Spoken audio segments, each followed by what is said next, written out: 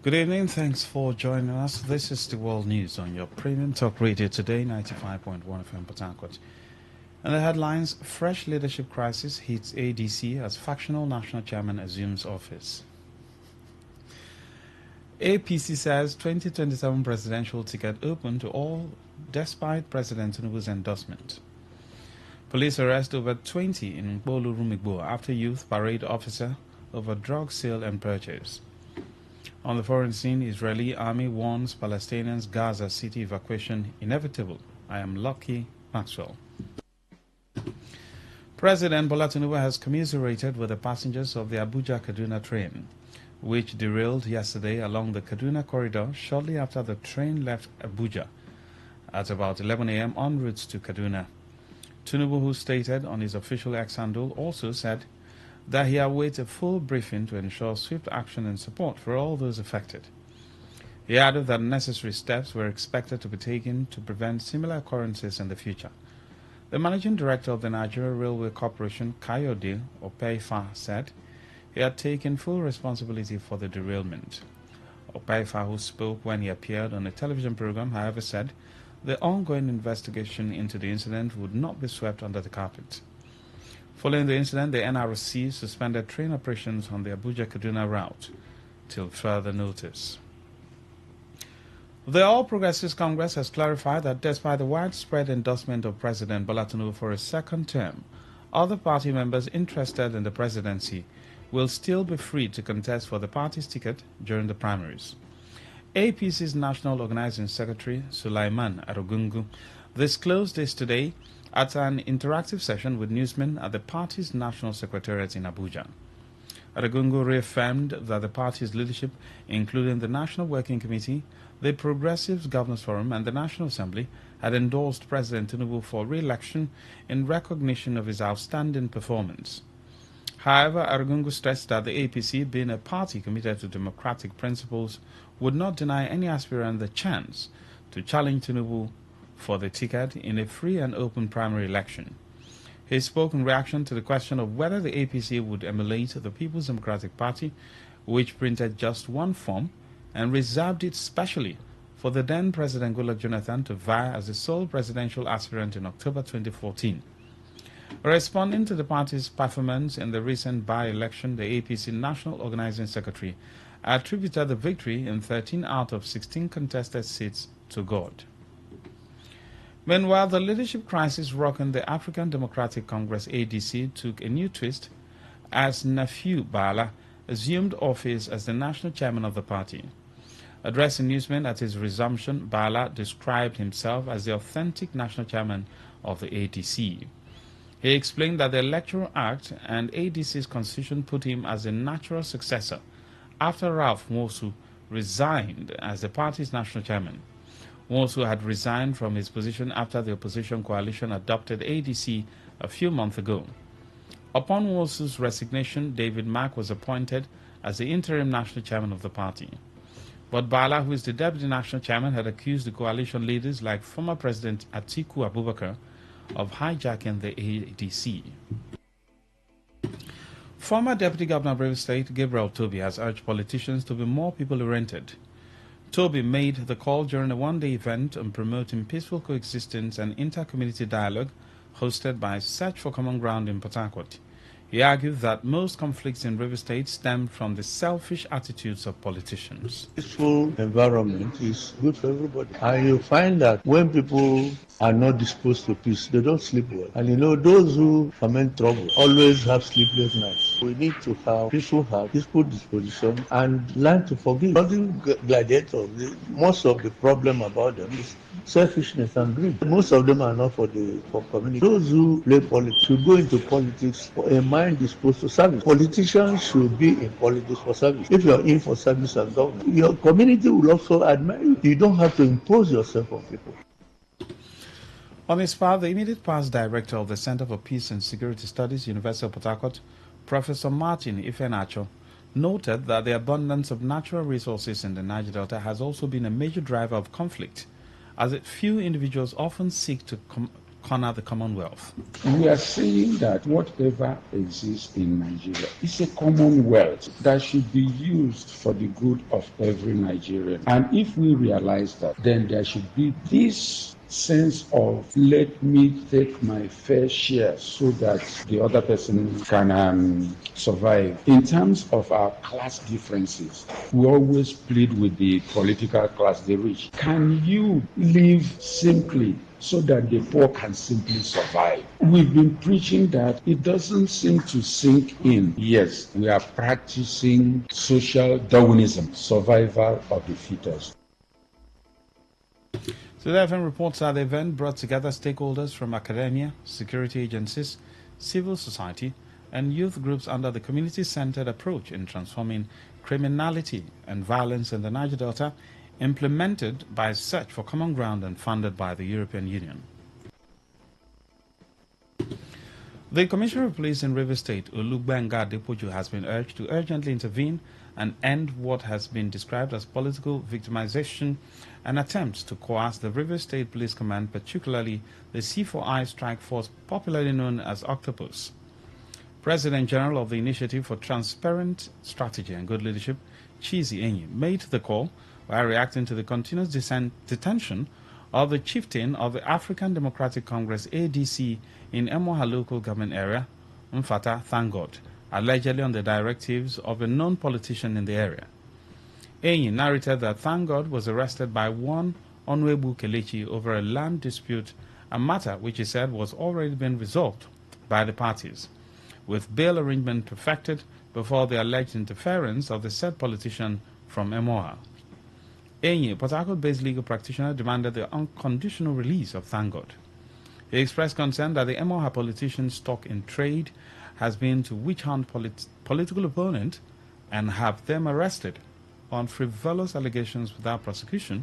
Actions, he said, were aimed at silencing opposition voices in the state. On Monday, Mfata Thangod was arrested collection to a land matter. Yesterday, some persons went discuss the matter with the police. Now, ordinarily, it's a bailable one. Before 10 p.m., that facilitated the bail terms and conditions. And immediately after that, around 10:45, Chidi showed up at the police station and went straight to see the commander. We were made to understand that he said he also has a petition against Mfata Thangod. Therefore, he should not be released. Before now, he said Mfata wrote something on Facebook that is cyberbully, and then he wrote a petition. In fact, Mfata defamed his character. That was what he was telling the police. In this type of matter, if somebody defamed you, the very best thing lawyers do is to file for defamation of character. And wonder why Chidi will continue to victimize those who are his perceived enemies politically.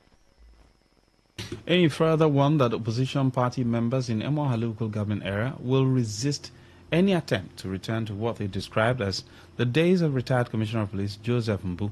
He urged current CP of Rivers State to be wary of individuals bent on damaging his reputation, using cases like this to politicize law enforcement. His interest is just to arrest and intimidate you, to silence the voice of opposition. And I wonder if you think that we are in animal kingdom where nobody will talk, nobody will say anything unless you're supporting him. Chidi will never end opposition. So what we are calling for is for the police, particularly the CP, to know that Chidi wants to start the days of Mbu again in Rivers State, where political opponents were victimized and taken to prison indiscriminately. And if Rivers State will go back to the then days of Mbu, it will not go down well with us. We are suffering economic hardship, and then Rivers State again, you say you silence the opposition voice.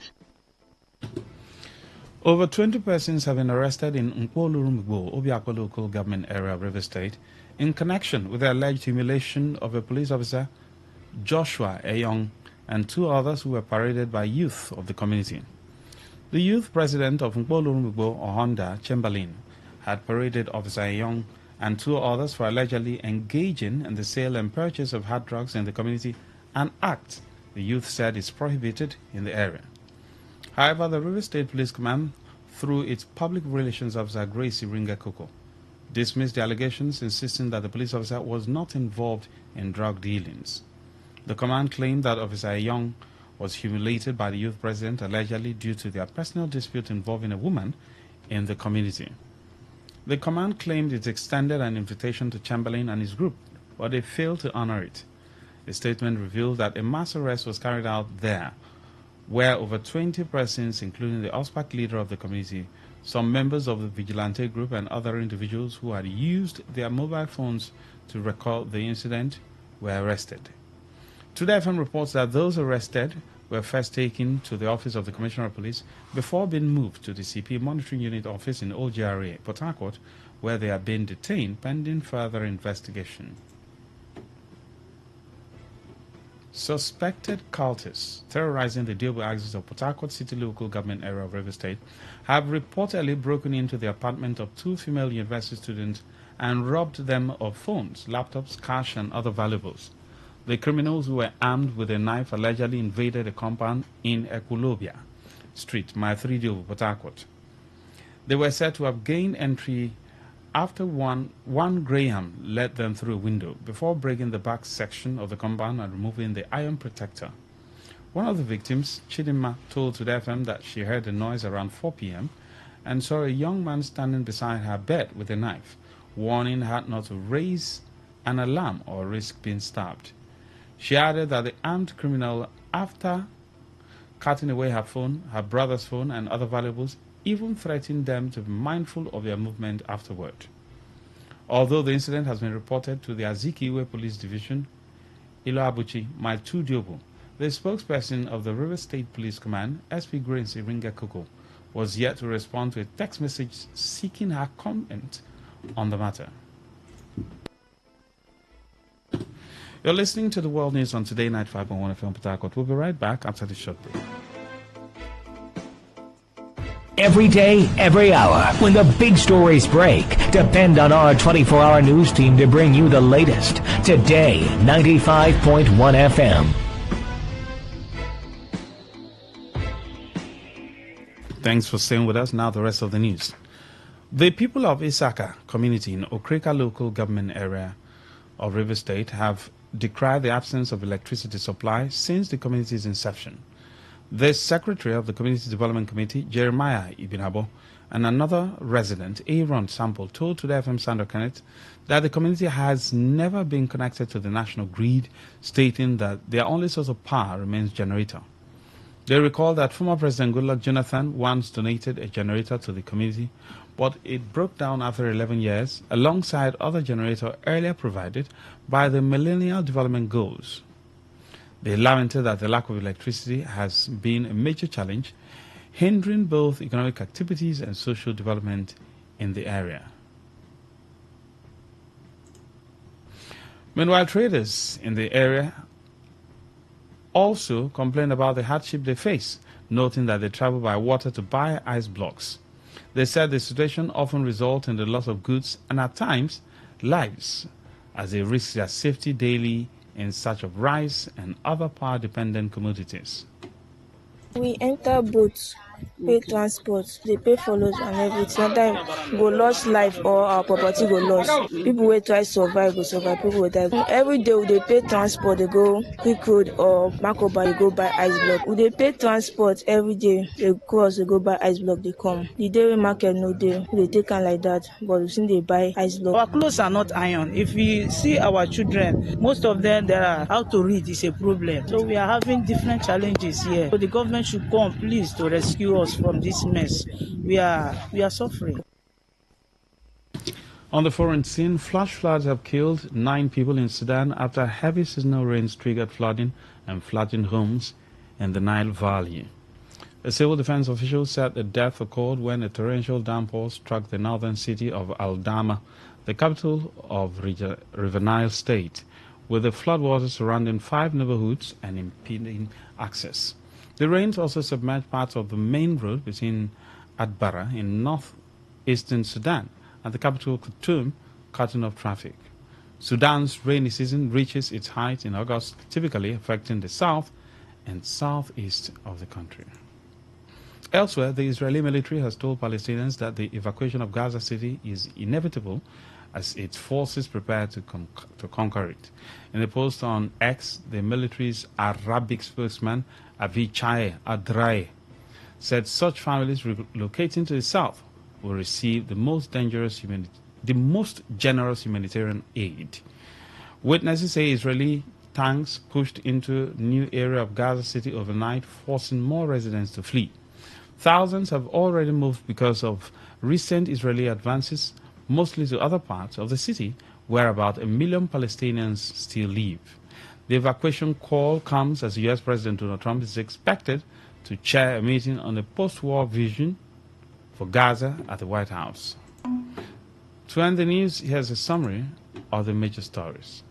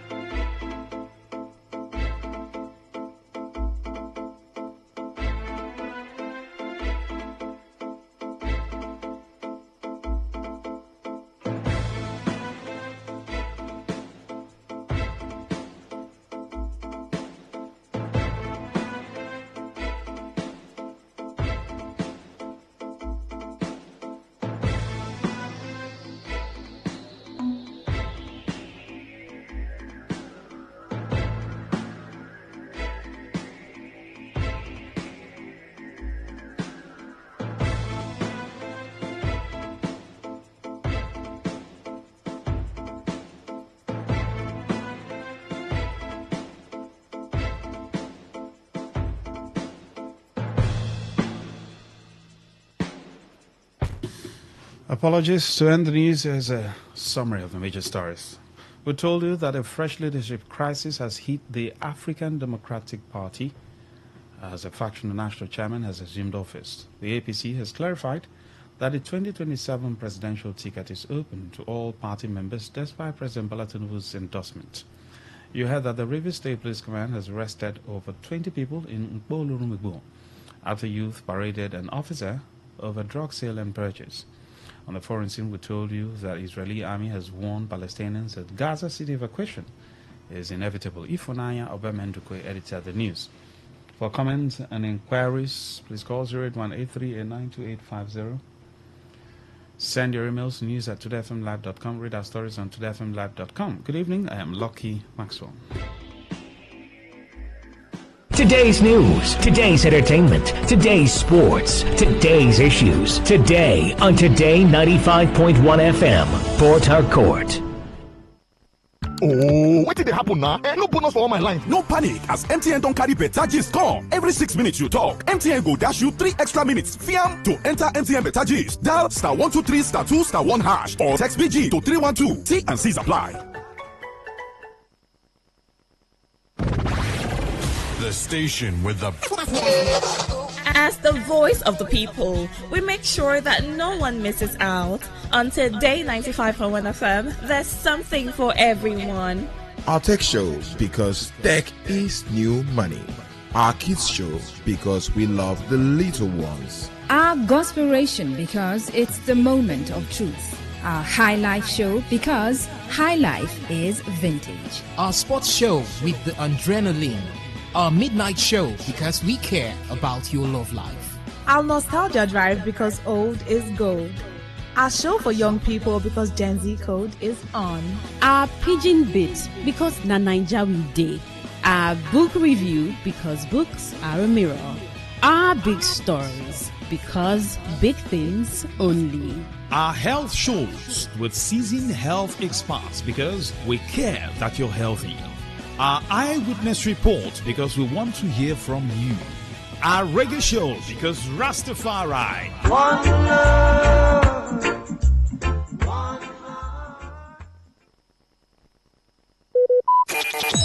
Talk radio. I listen to a lot of talk radio. 95.1 FM.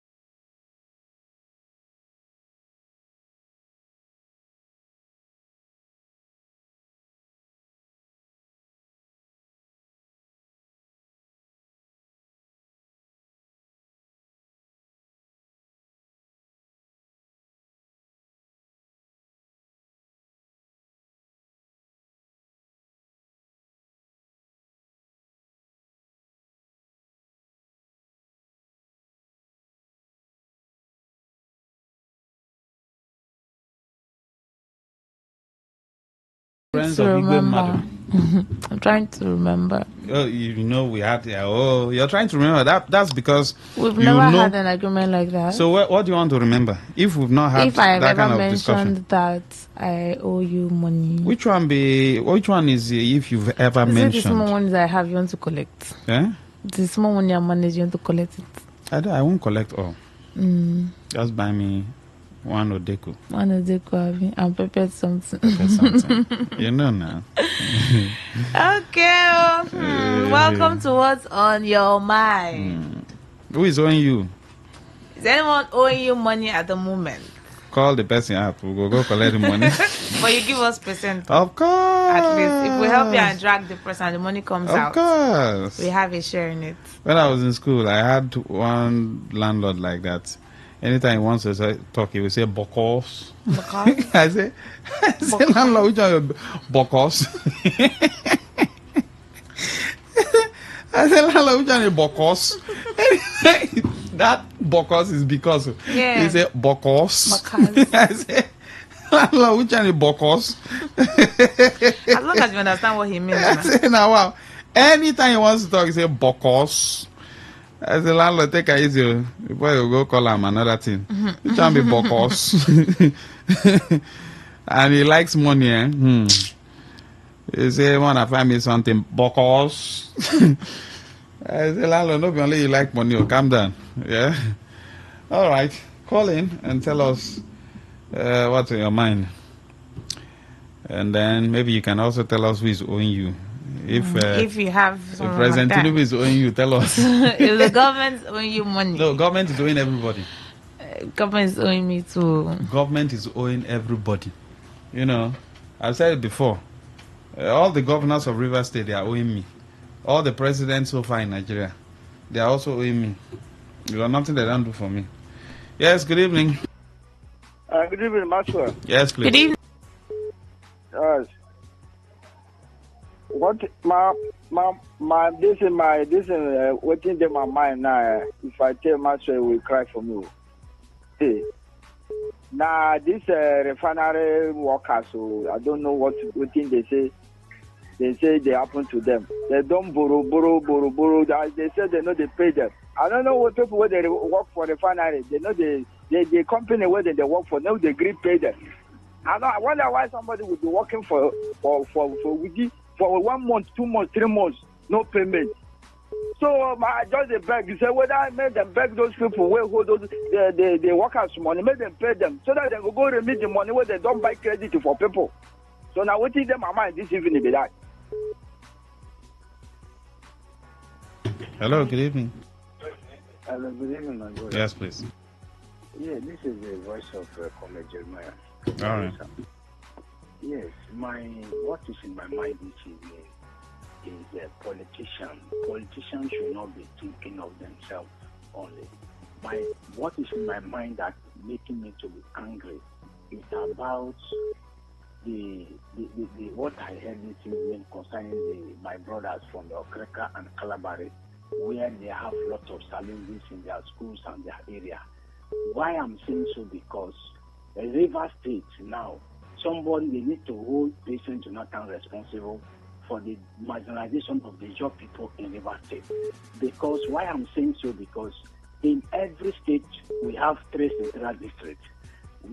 First in River State, Peter Dele ruled this state. After he ruled his 8 years, 1999, 3. Then Amechi take over from him. Then you end it. It's supposed to go back to the ages of Odogoni. But because of the selfishness of President Jonathan, she gave the thing back to Ikore man to rule River State. Today, Ikore now, River State now, a young man is now like as if he's a stranger. Meanwhile, it is my brother from Bayelsa, Jasper Dekaburo blood, that was sacrificed for the creation of River State. If people don't know in River, people should know that it is Jasper Dekaburo. They asked this man, what do you want us to do? He said, take my life and make River State. If people don't know, they should know. It is the blood of Bayelsa, a young man, that River State was created. River State was not created in the hand of anybody. It was the Ejo man. They should go and find that those who know. All right, thank you very much for your time. Good evening, go ahead. Max Maxwell, good evening. Yes, Mr. Sam. The boys who are impregnating these teenage girls are jobless young boys. And these girls who are getting pregnant too are also jobless or apprentice or whatever they are doing now cannot sustain them. And they are getting pregnant by the day. And it's a call for concern, which means poverty will give birth to poverty. What do you think will be the end product of it? Crime and criminality. And if nothing is done, this privilege of them that are pregnant may end up trafficking their own child. So if we don't stop this process or this cycle, it will come up to haunt us later. The number of young girls, teenage girls, I have seen with pregnancy between 4-5 months or 3-4-5 months is getting too much by the day. And the boys we see them with, or the young men we see them with, most of them can't even fend for themselves. It's a clarion call to all organizations, to all leaders of communities, and profound concerned citizens in every street. If we can engage these people, this cycle, we can break it. Mr. Zion. Go ahead. Good evening. Good evening, Maxwell. Yes, please. Your colleague. Good evening. Good evening. Yeah, good evening. My name is Mazi. I'm just worried about when I look at the development of River State. I'm just so worried about this is a state that has everything, and yet there's no master plan in place. Even if there's master plan in place, like Greater Port Harcourt or whatever, it is not being implemented. Port Harcourt is supposed to be more developed than this. We're supposed to have seen a flyover, a bridge from here to Bonny. We're supposed to have seen a bridge from here to Calabari. Everywhere should be assessed so that this city can be decongested. Look at the ring roads. This is not ring road. This is just a normal road. This is just a normal road. Do you know that people have started building back after dualization and compensation was paid? Nobody is even looking at why do you build again?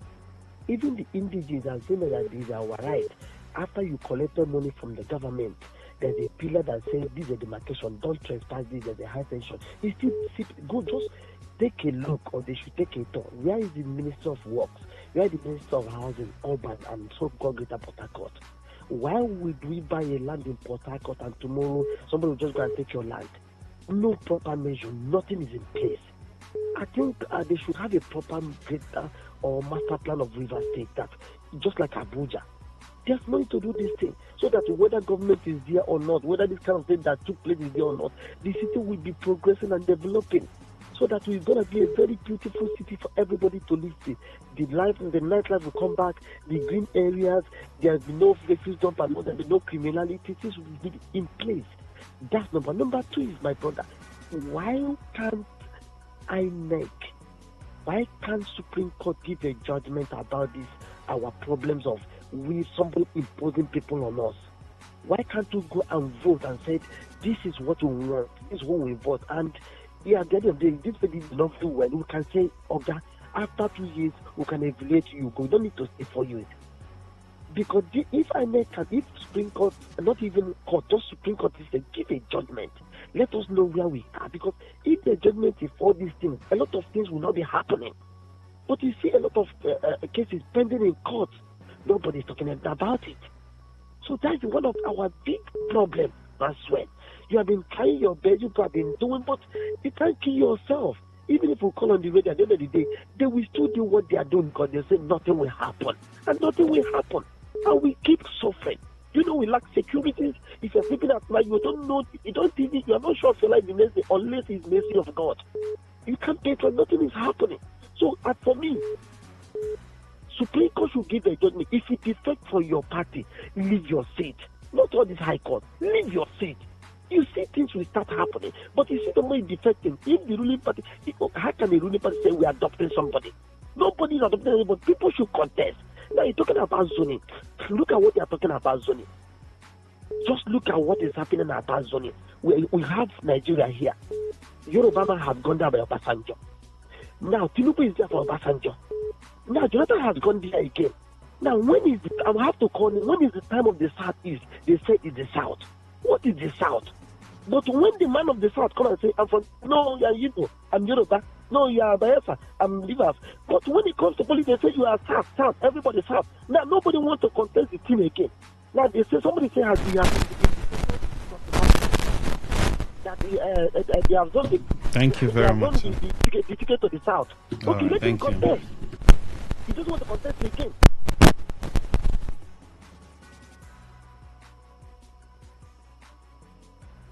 Keep the calls coming in. What's on your mind? That's the program. Yes, good evening. Hello, Uncle Mark. Mama, go ahead. Uncle Mark, good evening. Yes, ma'am. Ron, are you there? Good evening, ma. Welcome. Good evening. Thank you. Uncle Mark, let me ask a question. If the people's governor comes back, which party will he be operating on? My second, what is in my mind again is, we can tell lies so in this country. So we went to Brazil and told one big lie. I hope the lie did not cause earthquake there.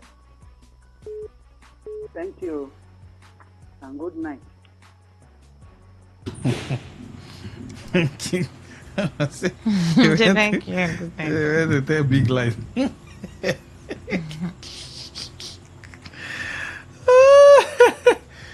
Hey, good evening. Good evening. Yes, please. And your partner, Rona. Hi, good evening. Welcome.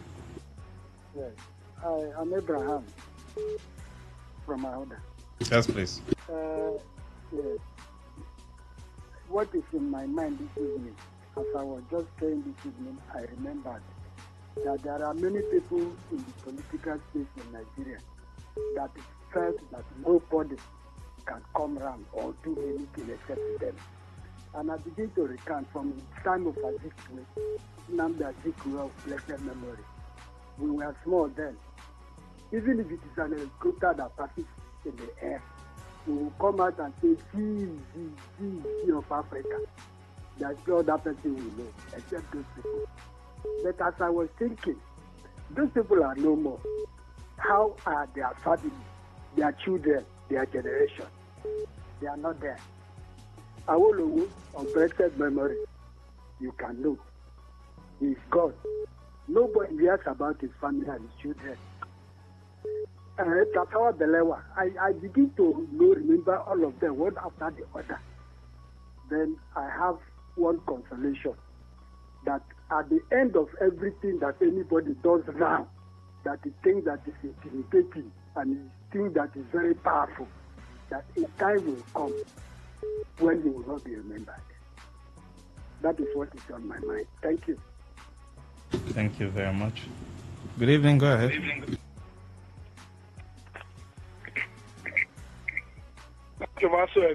Yes, sir. Go ahead.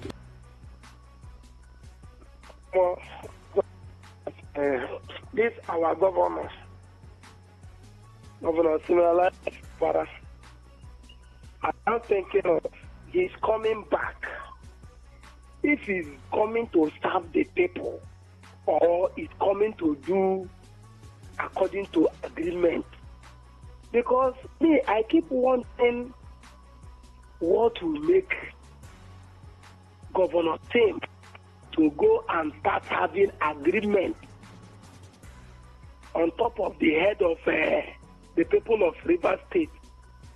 If they will stand, that means it will be agreement that will favor the people of Rivers State, not the agreement that will favor one person or few persons, few people. So the thing is just really bothering me because I keep wondering, is coming back, is it going to be useful to people of Rivers State? Or this man is coming to work according to do as I say? Me, I don't know, but the thing is bothering me. That is just what is bothering me because now, when he was operating, I know how it was moving. At least it was a little bit better. In fact, the project was going on, different things. They were paying salary and everything was moving fine. But now it's coming back now. I'm even thinking that it's coming back is even going to be worse than Brother Solo's regime or Christmas regime. So me, I don't, because I was even thinking it's supposed to stand. It will even be better that he stood and fight for this injustice and for this thing that Tinubu, this emergency rule that Tinubu brought to Rivers State that illegally. But he went and make agreement. I don't know if the agreement is going to favor us, the people of Rivers State, or it's just for them alone. But let us wait and see until it will return. But if it don't even return. Yes, please go ahead. Good evening. Max. Go ahead. Good evening. I like when you laugh. My friend for you. Yes, welcome. What did they bother me? Those policemen where they say allegedly they smoke Igbo, I mean they buy drugs, where they flog. Now another need they come out for the radio station say police go do mass raiding here now. They arrest women, children, everybody. They can't. People will not do anything. Now, police don't carry. See, I don't know when we were left. If those videos are viral and we saw those faces, because you cannot flog those people that smoke or they do drugs. You don't have the right to teach them. He does not have that right. You arrest those particular people, not to go and carry innocent people. I don't consider for anything I don't know. It has been like that every time. When something happens, police will go and pack people who don't do anything. When they don't keep you like 2-3 days, everybody begins to themselves. It's not supposed to be like that. We are all human beings. The particular youth president, people know him. It's not something that is hidden. There's a video that shows those people that we are flogging them. So why going to arrest women and any man you see, you carry? Because on the news today was 8 vans arresting men, youth, women. How long this thing continue? What they did to the policeman was wrong. But you don't use illegality to pay illegality. Are we not seeing what other people are doing? Is it that we don't reason? Is it that we don't think? Is that what the police commissioner asked them to do? When will our insanity become normal as a black man in this country? This is a common sense something. You don't need to be a graduate or to be a professor to know what is wrong and what is right. You don't start doing mass arrest because of something happened. You don't do that. You don't do that. Please, Commissioner of Police, I'm talking to you with please, sir. Release those people that are innocent. The main people is on the video. You hold them, you prosecute them, and you investigate the matter very well. Don't hold innocent people. Please.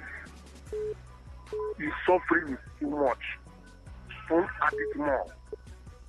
Master, thank you very much. Thank you. All right.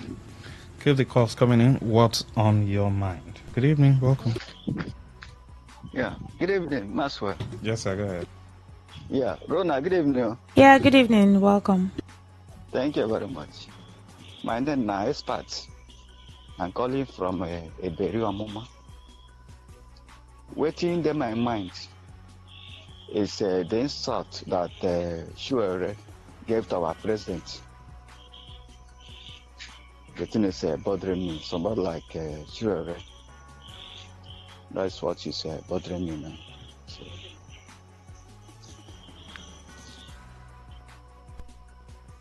Go ahead, sir. Okay, that's just all.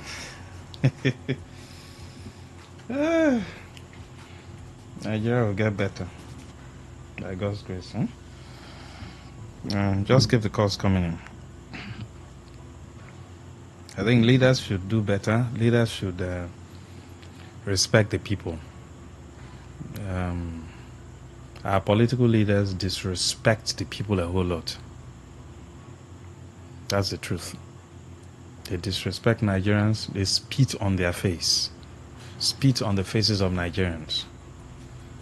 And what you hear is nothing will happen. And of course, because, I don't know, people are just, Nigerians are the most beautiful set of people in the whole world.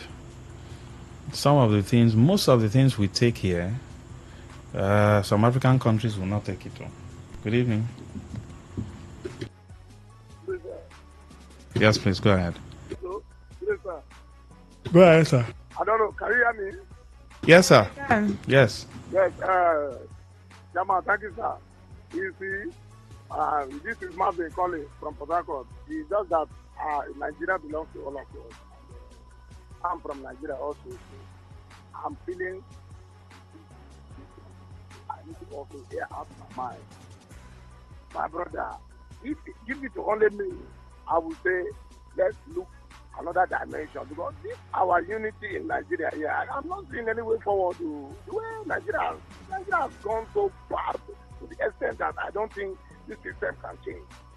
So I will suggest to Nigeria to look the other way around. I know I cannot come on radio and be championing disintegration, but I will suggest that Nigerians look the other way around, because this thing cannot change, my brother. That enter their fabric.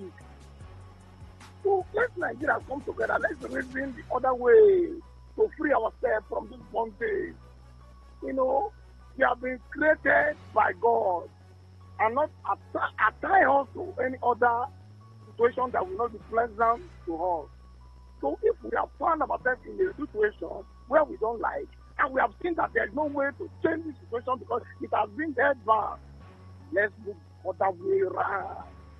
You take it by force. I'm not saying that we should go to the street and start killing people, but at least let's look the other way around. Thank you. People understand what I'm saying. Thank you. We have to go on. Because the unity has been bastardized. All right. Thank you. It has eaten into the fabric. Thank you, sir. Thank you. Thank you. Yeah, let's take some messages. Good evening, Max and Rona. What's on my mind is a non-payment of my salary since 2022. That university workers all over Nigeria asked the government to improve the conditions and adequate funding of the universities, and they stopped salaries of workers. Maxwell, I am hungry because my salary is not paid. Charles Yaraba from Port Harcourt. This one says, good evening, Max and Co. I have been thinking aloud. The Supreme Court, what's really holding them from entertaining the matter of 11 governors of the opposition party? Where's Kekere Ekun doing as head of the judiciary in this country? It's unfortunate, Mr. Dennis.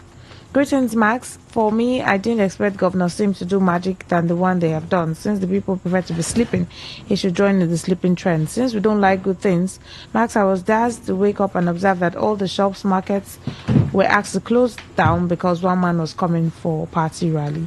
Max, Ohaladeo, Honorable Malon. Which area was that? He didn't say.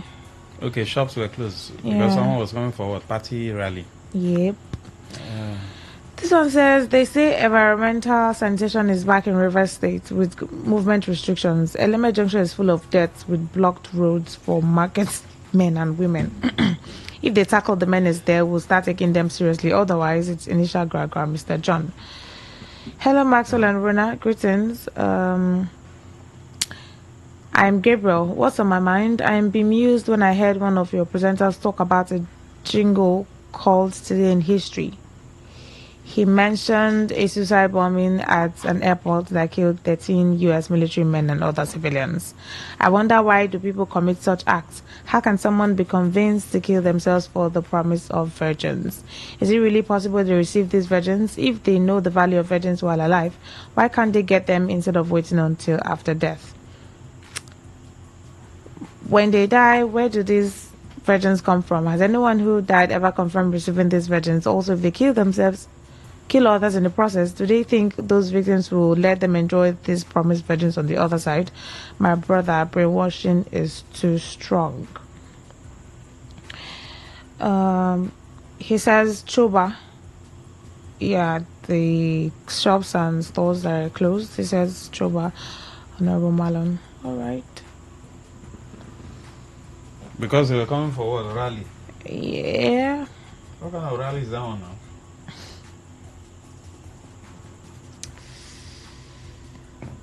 Oh, wow. Anyway, that's why they still call us a third world country. And we call those guys civilized people. Because we don't want to be civilized.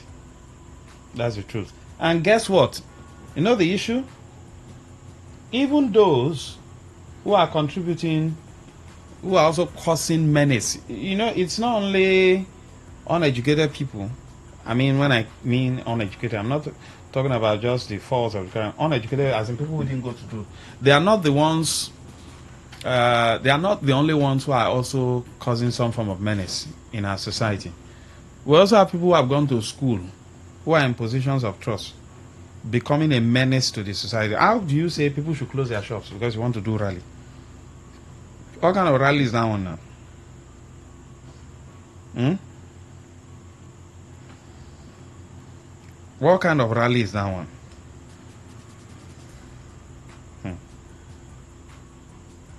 Like someone said, God will help us, Abi. Indeed, He will help us. Because these things will not happen even in African countries. You know, it's in our climb where, because they want to do election, people will have to close their shops.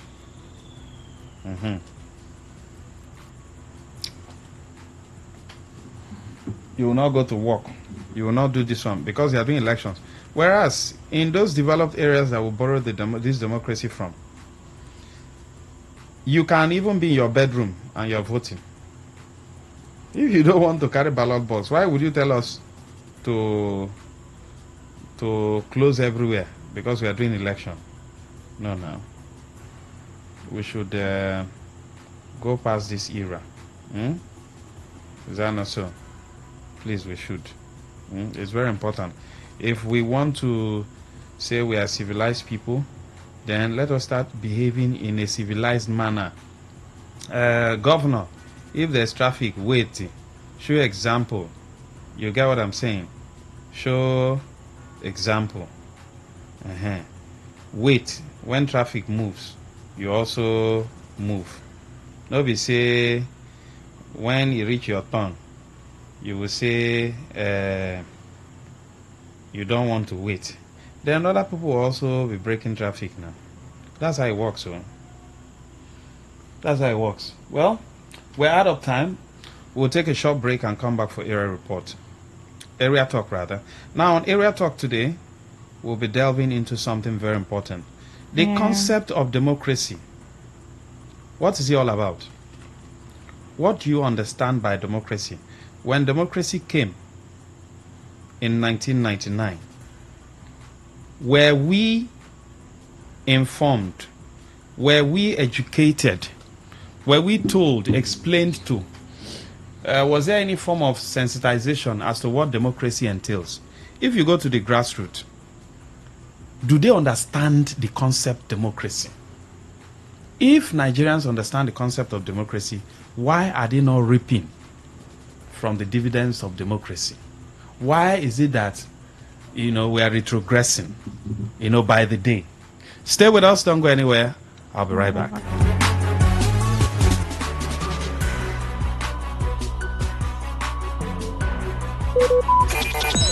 Talk radio. I listen to a lot of talk radio. 95.1 FM. Today's news in 60. Amazon has pledged to invest $570 million by 2030 to build infrastructure and terminal manufacturing in northern province of Bac-Ninh through local partnerships. Apple will host its annual fall event on September 9, 2025, where the company is expected to unveil new iPhones, watches, and other devices. Elon Musk has asked a U.S. judge to block ChatGPT owner from obtaining documents from Meta platforms relating to a previous $97.4 billion bid for OpenAI's assets. SpaceX Starship rocket has deployed its first batch of mock Starlink satellites in space and tested new heat shield tiles on its plunge through Earth's atmosphere.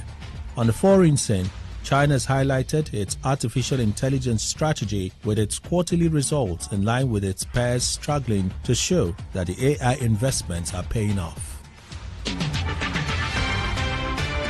Today's news in 60.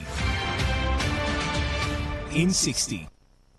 Today 95.1 FM. Today's quest. Today 95.1 FM. Today's hustle. Today 95.1 FM. Today's connect. Today 95.1 FM. Voice of the people. The station with the... As the voice of the people, we make sure that no one misses out. On Today 95.1 FM, there's something for everyone. Our tech show, because tech is new money.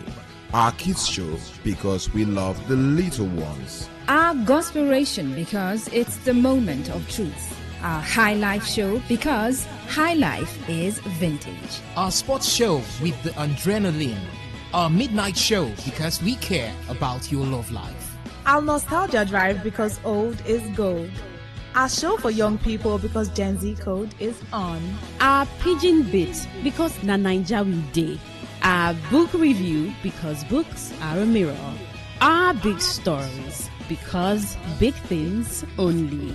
Our health shows with seasoned health experts, because we care that you're healthy. Our eyewitness report, because we want to hear from you. Our reggae shows, because Rastafari. One love.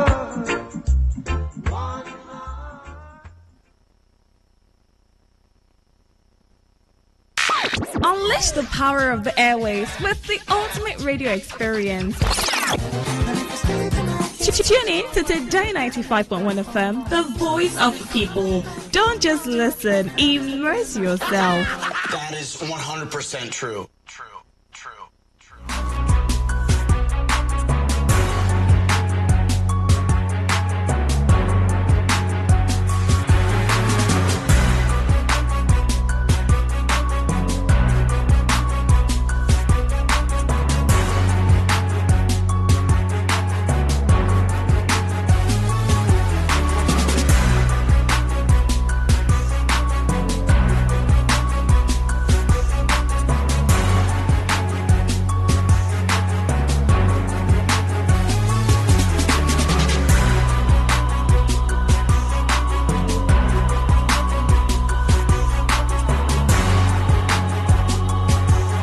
All right, welcome back. So we're looking at the concept of democracy. What is democracy? Do you understand what democracy is as a citizen of Nigeria? If you understand what democracy is, why are you not enjoying the dividends of democracy? Why? Why are you not enjoying the dividends of democracy? When democracy came into Nigeria in 1999, officially, were Nigerians aware of this pattern of government that was coming? Were there some form of sensitization that, oh, this is what it is, so it's a government of the people, by the people, and for the people. So if you look at the definition, it encompasses, everything is about the people, people-oriented, people-oriented system of government. But what we see these days is government of the bourgeois, by the bourgeois, and for the bourgeois. So you now ask yourself a question.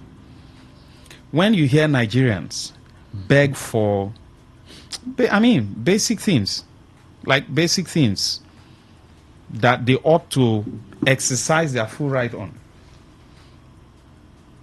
you just ask, do they really understand what democracy is all about? You see, I would say one thing is, you need to understand something for you to even start demanding the dividend of that thing. Before you can ask for a benefit of something, you need to know what that thing is, understand what that thing is first, before you can demand that, oh, I am not getting the full benefit of these things. An example of, okay, let me use food as an example. If you don't understand that what this meal is, our causes. Okay, we've been able to get to, yes, Doc, good evening. Good evening, sir. Can you hear me? I can hear you loud and clear. Can you hear me? Yes, I can hear you. All right. So to discuss this wonderful topic, we have joining us via telephone Dr. Uchenna Nkama Nimfa. She's a lecturer with the River State University Department of Philosophy. Thank you for joining us. Welcome. Thank you, sir. Now, the question should be this. Nigerians cry every day. They cry about basic things, like the basics of the basics. Now, if you take a look at the definition of democracy, it talks about government of the people, people one, for the people, by the people. So, people 3 times. So, it's supposed to be breakfast, lunch, and dinner. So, in other words, all through, it should be centered on what the people want per time. Am I correct? Yes, I would. But what we see in our own climb, I'm not talking about the developed democracy, what we see in our own climb is different. Quite different. Why is it so? Okay, thank you. Just like we just mentioned, democracy is a system of government in which the supreme authority rests with the people, who can rule directly or through their elected representatives. Democracy is coined from the Greek word demos, meaning people, and kratos, meaning power. That is power of the people.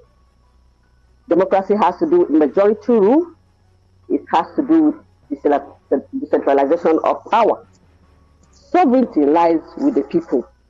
Power rests on the people, and is ultimately with the people. Just like we said, Abraham Lincoln was the former president of the United States. He was the one that defined democracy as the government of the people, by the people, for the people. But the question is Nigeria a democracy? Nigeria, yes, has a democratic constitution with a federal system of government modeled in accordance with the United States Constitution. That is why I had to bring in Abraham Lincoln's definition of democracy. The executive is headed by the president. The legislature is formed by the National Assembly of Senate and the House of Representatives. And we have the judiciary that is headed by the Supreme Court. But it is glaring that in Nigeria there is currently no true democracy due to its entrenched corrupt political class, its dwindling electoral participation, popular suspicion of the ruling class. We have shrinking civil liberties. What I'm trying to do here is to mention some features of democracy. What will make a country to be democratic? There should be sovereignty of the people, free and fair elections, rule of law must be upheld. We should have respect for human rights and fundamental freedoms. There should be independence of the judiciary. And there should be separation of powers, and so many more. Let me just have a rundown of what we call history of democracy in Nigeria. Democracy in quotes. What I should call it is history of civilian rule in Nigeria. Like Nigeria was officially became a democracy, in quotes, I'm using quotes, because I should say, what we have is the rape of democracy. On its independence from Great Britain in 1960, we had a constitutional monarch with Britain's Queen Elizabeth remaining the head of state. We had Abubakar Tafawa Balewa as our Nigerian first and only prime minister, and Nnamdi Azikiwe as the governor general. It wasn't until 1963 that Nigeria became a republic with Queen Elizabeth stepping aside. I call it stepping aside. And we had Azikiwe as the first president and head of state. And Tafawa Balewa still remaining the prime minister. But democracy under the First Republic could be said to be an aberration. Elections were held, but there was resentment everywhere. There was outburst of ethnic violence, and Balewa was assassinated in 1966 in a bloody, foul military coup. After him came Aguiyi Ironsi, who stayed for only 6 months, and he was assassinated too in a counter coup.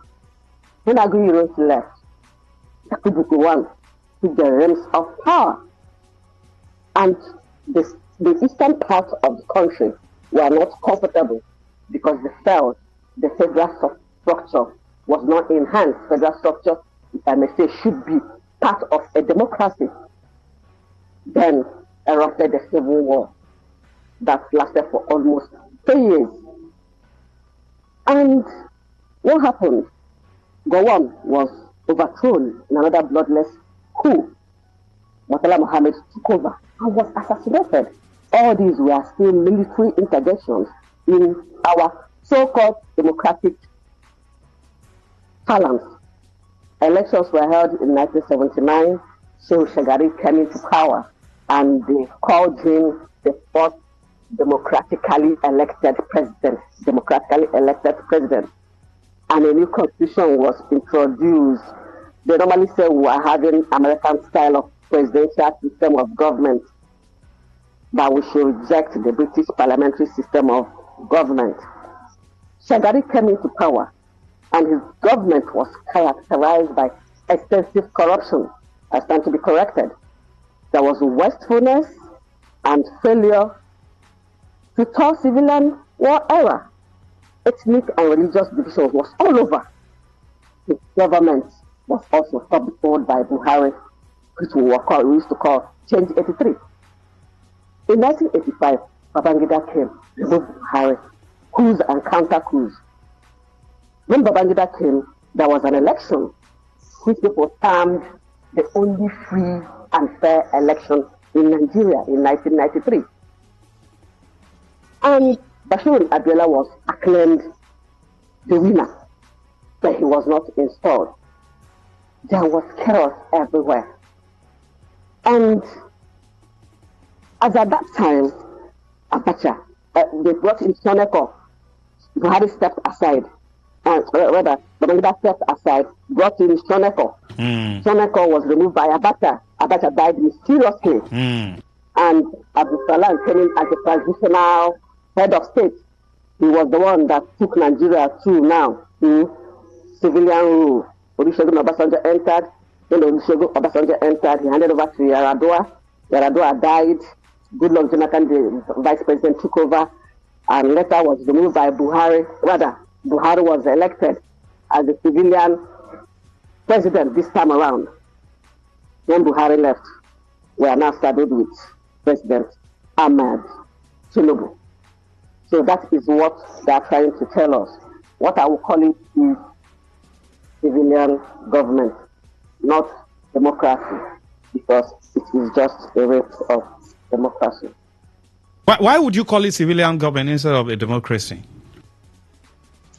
Just like I said, we have features of democracy.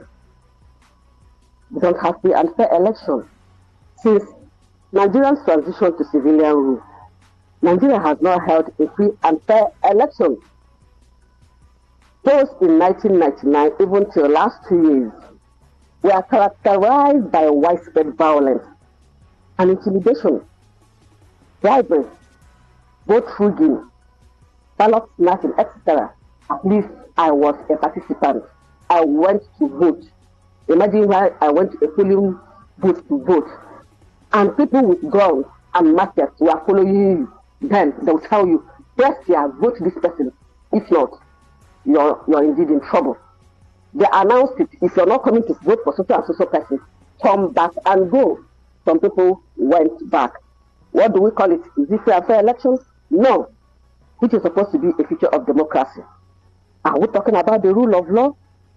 Which, according to our 1999 Constitution, as amended, is the supreme law of the land. There should be supremacy of the law. There should be accountability to the law. Everybody should be equal before the law. There should be fairness and transparency. There should be separation of powers. There should be independence of the judiciary. Are we witnessing it now? Very overt. We are not witnessing it. So we can't call it democracy. What about respect for human rights? We have human rights abuses everywhere.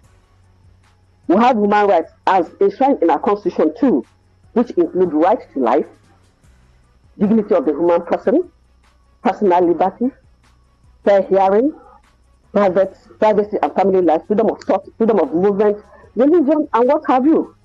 But all these have been undermined by widespread issues, including police brutality, unlawful detention, gender-based violence, and so much that we can't even talk about.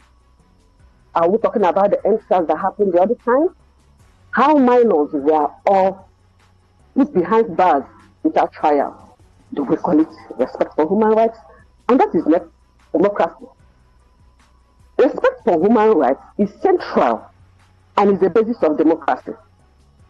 Respect for human rights is key for our human existence. It is not a privilege. Respect for human rights, they are our rights. They are intrinsic. It is in us.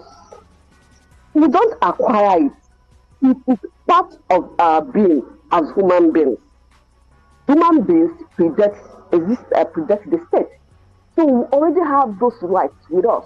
You can call them natural rights, endowed on us by nature. They are not supposed to be taken away from us. But what are we seeing?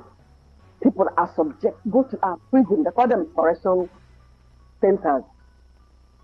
Some people are just there for minor offenses. Nobody is asking what is happening to them. Some have stayed 16 years, nobody is trying them, and nobody's talking about it. Are we talking about independence of the judiciary in Nigeria, which requires courts and judges to be free from external pressure and impartially apply the law? If we're talking about the executive order 10, which was signed by President Buhari in 2020, it was aimed to ensure financial autonomy for the judiciary.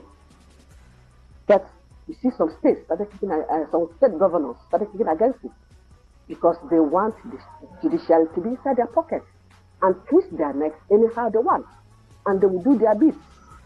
Infrastructure, stomach infrastructure. They know poverty is in the land. People are hungry, so they don't want us to have our fundamental human rights.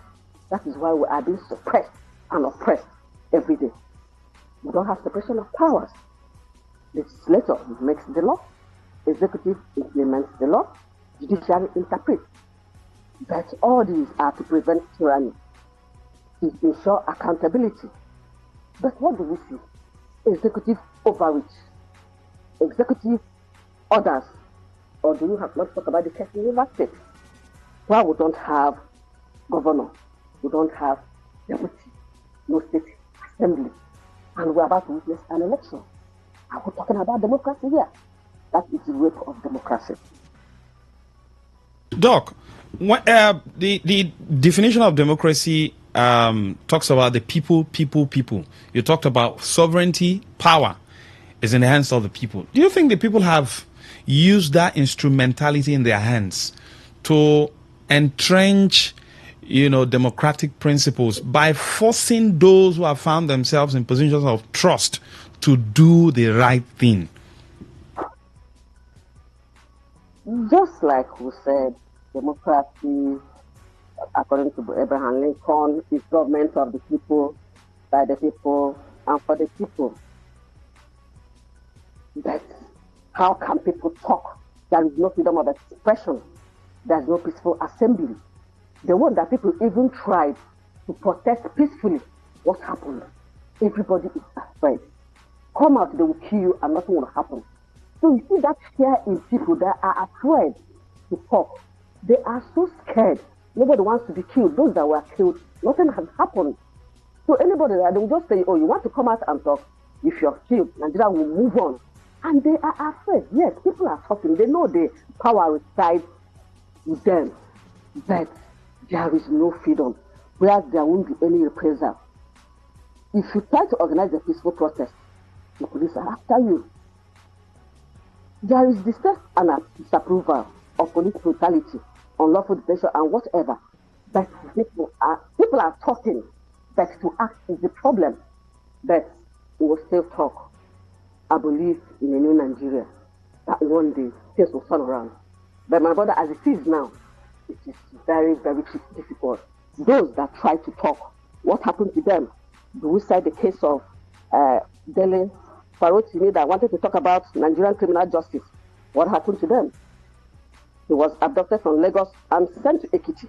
If not because of the uproar that followed it, that guy would have still been behind bars by now. Exactly, Doc. You talked about the uproar. I think Shore was also, he was invited, he visited the police, and then he was detained. And then there was also uproar.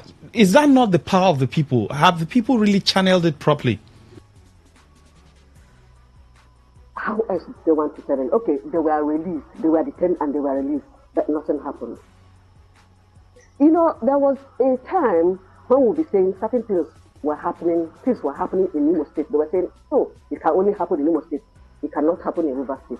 What is happening now? What is everybody doing? People are afraid. Will you fight a man with a gun? We're talking about democracy, or we're talking about civilian rule. We're in a civilian rule, but I will tell you it is autocracy, where you have just a few people at the background controlling the realms of governance. And people are afraid. They will intimidate you, they will suppress you, they will oppress you. And that is the problem. People are afraid to come out and talk. Will you protest? If you protest, they will tear gas you. That is the problem. But just like I said, we'll still continue to talk. We'll still continue to write. But what happens in Ghana can still happen in Nigeria. We believe there will be a way forward. Let's look at the grassroots, basically, when you talk about the rural environment, even in the urban environment, the basics of the basics, according to Maslow hierarchy of needs, is not there. Water, this and that.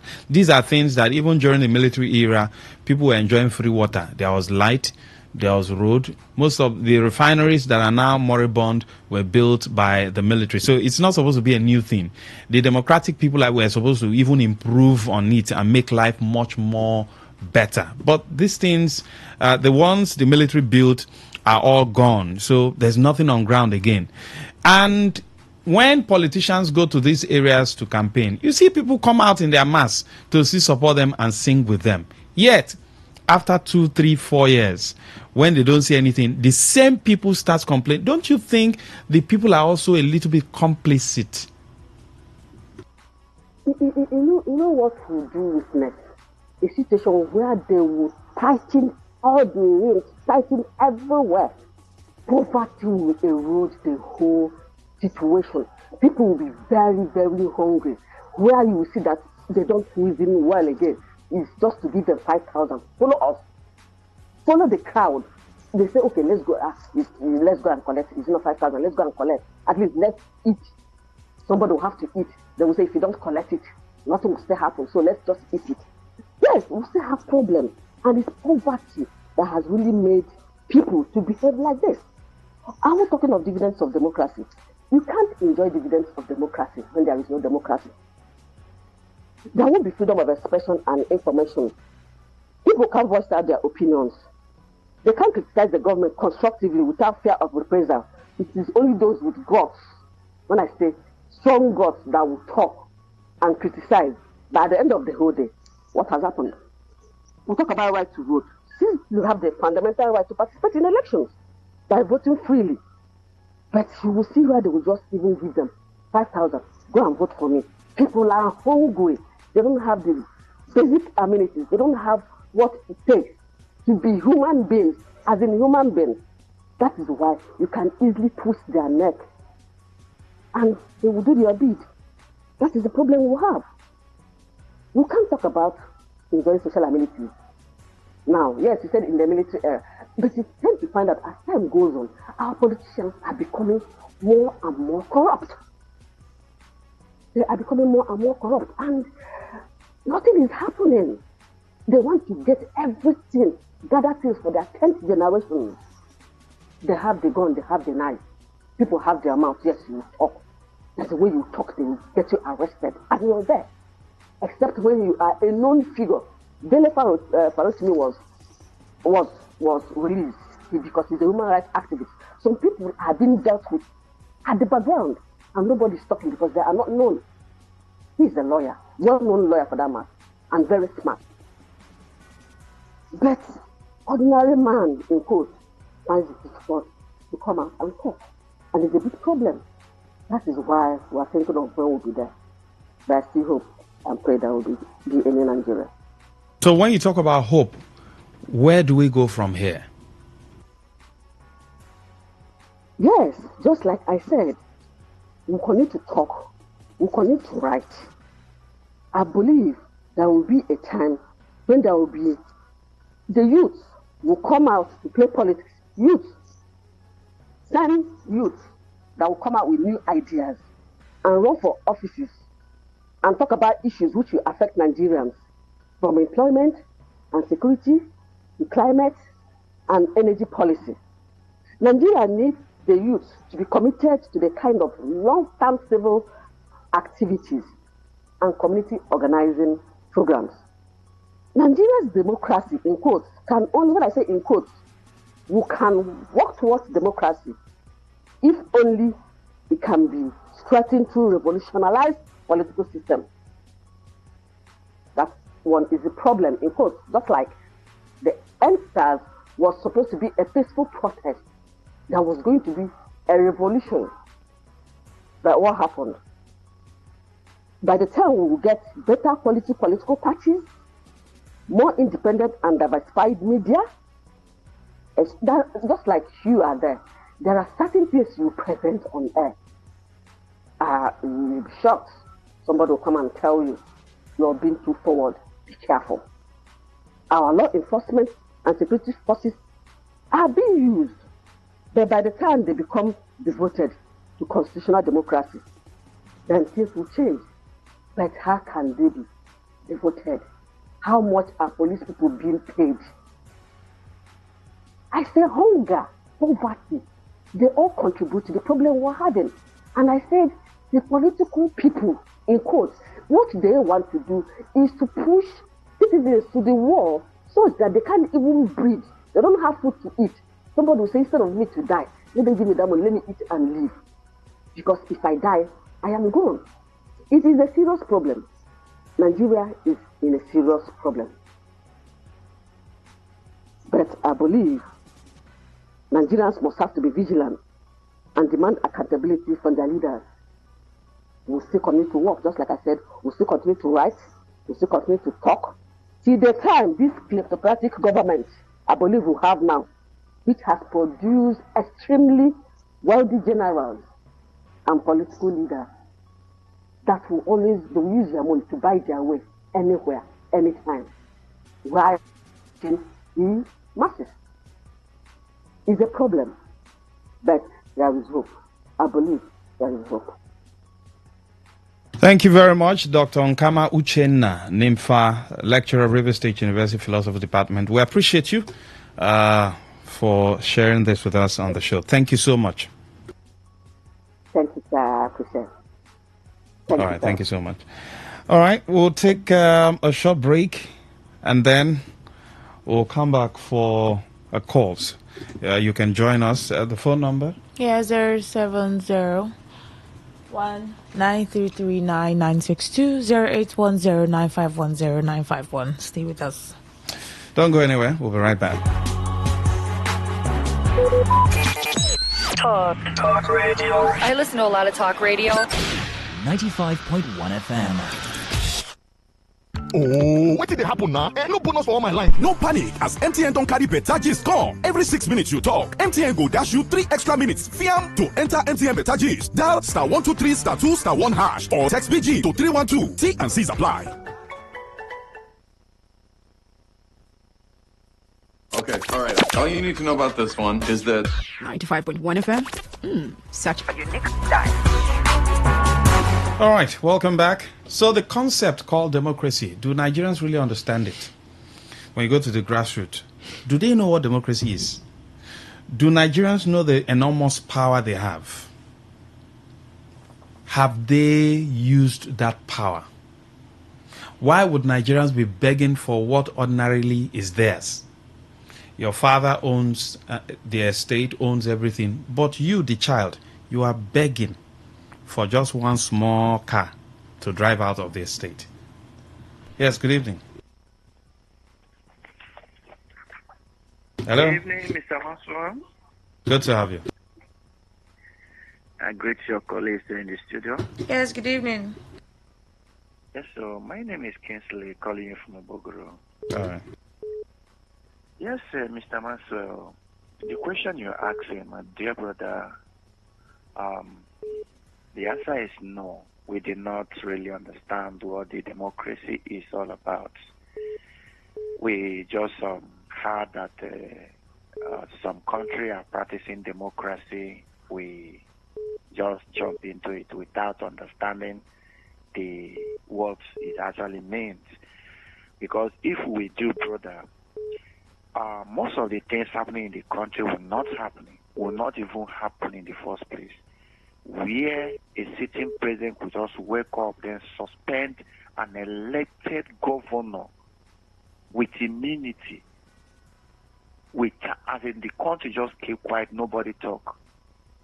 And now the judiciary that's supposed to be, as in, they're not supposed to even look at president. Imagine U.S., for instance. The sitting president is still facing some series of questions. They don't even look at his face. They don't even know if he's a president or not. They understand that they practice democracy and they should. In fact, my dear brother, if we begin to look at it, sometimes it will even make someone say, it will even give someone headache. Where police will be standing on the road with their gun, forcing people. And if he says no, they are ready to park you there for God knows when. And who will you cry to? Nobody. And no one will come to even your aid. My dear brother, except we come collectively and speak in one voice and say no to all these things. My brother, these people will never stop, and they will not, because for me, I think they are sleeping. People that are supposed to stand up for these things are sleeping. It's high time we come together and say no. We call a spade and say no, this thing should not be like this. This is how it's supposed to be. If not, nothing is going to change. Thank you for having me. Thank you. Good evening. Yo, Max. Yeah. Yes, Mrs. This is Mr. Zai. Thank you. No. We are not educated enough for democracy. That has been my mantra or cliche for a while now. Sir, and I blame us, especially we that were able to pass our government classes and our classmates don't pass them.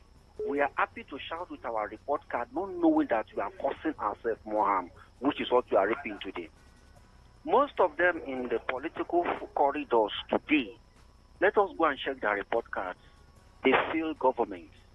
They failed a lot of subjects. Some of them don't, of course, now yes, some of them and they have issues with their certificates now. And we hurt ourselves. If we know the power of democracy, my brother, I was one of the happiest young men when 1999 ushered us into democracy, being masterminded by this guy, call his name, Abdul Salam. My brother, we have failed. Now look at the civil society organizations who are supposed to promote and give us another opportunity for the people to know their rights. Most of the civil society organizations are after money from politicians. That is all they want. Just give us money. Forget the power of organ, no worry, give us money. And the more we promulgate this theory, the more we suffer for it, sir. Do you know? Okay, look at this case of River State. I am one man that is so pained to the issue of River State. And what am I paying? I wish I was just a SAO, common, working with the governor of River State. This nonsense will not happen. Look at the Rivers elites. None of them, they are just complacent. Even the ones that are supposed to defend their state, they like Toye Cole, they like Dakuku and the rest of them. They could not do anything. When it comes to democracy in Nigeria, we are like prodigal sons. Your papa gets money where you supposed to enjoy. You they suffer, they eat food where they're supposed to go pig and piglets. You they beat your chest where you are the controller general of mansions. And my brother, now so we go continue for a period though. You know why? Because those on the queue to destroy the country, to steal from the country, they are even more than those who are stealing already. But one thing I assure them, whoever they want to deplete justice, whoever they want to thwart democracy, or that I fold the process of judiciary or the law in this country, continue. Even if not 10 years, 20 years, we must reopen a lot of cases. Even if they are dead, we will exhume them and they will stand trial. If they are guilty, we will shame their grave and will pay for it dearly. Mr. Zion. Good evening, go ahead. Hello, Marcus. Good evening. Yes, Doc. Doc, welcome. Kudos to the Don, the philosopher, the philosophy lecturer that spoke. Is he a lady or a man? She's a lady. Oh, God bless her. They are still some... It's from your school. Yeah, there are still some objective analysts and public commentators. I'm very proud of her. Took us through down the memory lane, history and all that. A lot of people have learned today. In fact, she lectured us. And again, do we have democracy in Nigeria? No. She has said it. What we have is civilian junta. But I want to say that I've tried to look at the whole, most countries, developing countries that claim to be practicing democracy. It's like they're not working. China is not practicing the kind of democracy America is practicing, and they are moving forward. India, the Asia, the Middle East, we go to Dubai at times, Saudi Arabia, the same oil we have, they are fighting monarchy. So, but the Western nations, as in Europe and America, it's like that's their culture. It's like they evolve with it. That's my thinking. This thing they impose on us, as far as I'm concerned, if we go to history, Benin Kingdom, ancient days, have street lights in the whole of Benin. Why people are tested to it? This thing that you have Olympic torch, that kind of thing, they put it on the street with palm oil, all those things. And if you have days, they will replace it. The streets were all planned and well. They named it city. Today, in the modern world, in the 21st century, hardly you see any place with street lights in that city. And these are rules in the name of democracy. So, I think if we have evolved from our own what we know, like when fella used to sing that some people came from far away land to come and rule. There's a way he put it. Take Damaru our own, call our own bad and brought. I begin to see wisdom. Because this democracy is it working in any African country? I'm not perfectly. Jerry Lawley was a military man. He sanitized Ghana. Ghanaians were all over Nigeria doing all sorts of things. We said Ghana must go. But a military man, when they were ruled by civilians, military man took the bull by the horn, sanitized it. Today, Ghana is a bit better. But they are all going back now. Since they said they return to democracy, things are getting back. They are borrowing money and looting again. South Africa, it's like it's a Western calculated thing by the imperialists that are there. They know this thing not working. They see our election.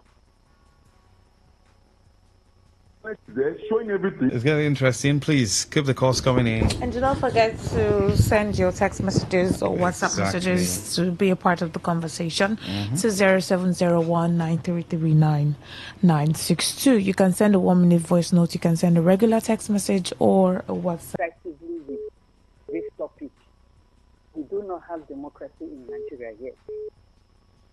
What we have is government of the people, government by the selected few, for the selected few, just the selected few, who think it's only them and their family that will, benefit from the wealth of the country. Just them and their family for their own personal aggrandizement. They don't care. Heaven, they will come and tell you that heaven will not fall. Look at what is happening in River State, the way they have kept River State. Is that democracy? Does that show that there is democracy? Somebody was just sworn in. That same day, fuel subsidy was removed. Is that? Hello? Yes, Mama, go ahead. Yeah. Somebody was sworn in. The same day, fuel subsidy was removed. Yeah? Okay, the people have power to... They have power. What happened during the answer? You see them caging people, designing voices. Somebody was arrested. Why? Because he spoke out. Look at the copper who spoke out. Look at the way they have treated her. So it's not as if the people don't have the power, to free themselves from this chain, this paymaster. But then they will come after the people. People are afraid to die. Nobody wants to die. But I believe that one day the youth will rise up against their arms, against them and their arms. And that is when we will start to have turnaround in Nigeria. I'm just praying that one day things will happen. Thank you, Mama. Yeah. Good evening. Go ahead. Yeah, good evening. Yes, please. I'm happy that I was able to get you today. I'm a very good follower of your program. See, what is happening in Nigeria, I don't think God himself can come and help us. It is we. Our destiny when it comes to Nigeria is in our own hands. Like what people are saying about River State. I'm a Rivers person. Nothing is happening in River State. In fact, my office, when they declared the emergency in River State, I was very, very scared because of my work. Because where I work is a very big hospitality fair, whereby 95% of our work comes from the state government. I was scared because definitely they will want to start dropping some stuff. But to God be it, they never did so. But as I'm talking to you, our income, everything has dropped. The money we get monthly, everything has dropped because of selfish politicians. My prayer is that one day Nigeria will get better. That has always been my prayer, that one day Nigeria will get better. When it comes to River State, one man is just holding River State to ransom. One particular man. See what is happening now. Government, which is River State government, does not have one slot. All the local governments and the councillor election that will be coming up on Saturday, one man has done the appointment. So why my problem now is that we still talk about or complain about Fubara. Fubara has already told us that we shouldn't complain about him. We shouldn't fight for him. We should not even do anything for him. We should just allow him. That he did not send us to fight or to protest for him. He caused everything that is happening right now. If he had allowed himself to be used the way he's supposed to, like allow himself to be used, I'm the governor. You don't have right over me. Yes, you put me there does not mean you have right over me. Fine. But what happened? He said we should let him, we shouldn't even talk about. I was among the people that protested on his behalf. But what happened? He said we should not even do anything. We should just forget that he's not ready to go back to government. So what are we talking about when it comes to football matter? All right. For Nigeria, my prayer, like I've always been saying, that God will help us. That one day Nigeria will get better. All right. That is my prayer, because each time I tune to radio station, I tune to TV station, I hear the billions, trillions that have been level, yet it is not happening in the life of Thank you, the sir. Nigeria people. Thank you. I just pray Nigeria, God will help us one day. Thank you very much. Thank you very much. And God. Yes, go ahead. Good evening. Lucky Maxwell. Robin Maja. God bless you. Rona is there with you. Yes, I'm here. Good evening. Child blessings. Blessings to you too. Yes, I. You see, democracy.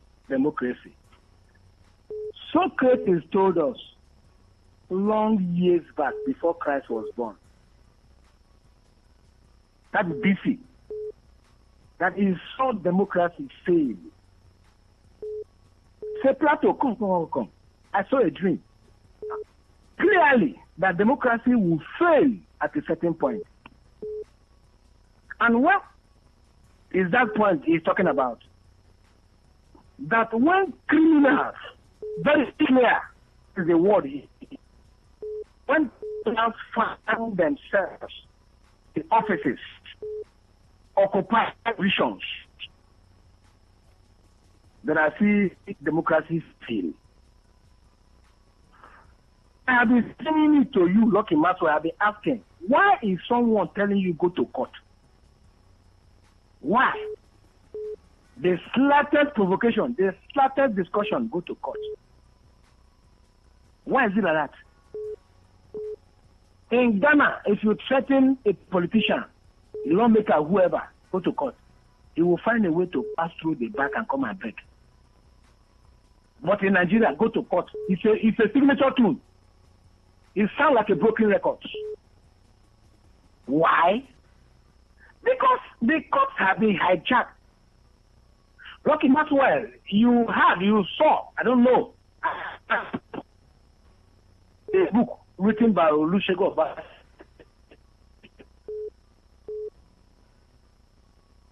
Hello? Robin Maja, can you call back so you can finish up? Your line is breaking. Good evening. Good evening, Lucky Maxwell. Yes, sir. Good evening, my beloved sister in the house. Good evening. Yeah, I greet you good. I greet you very well.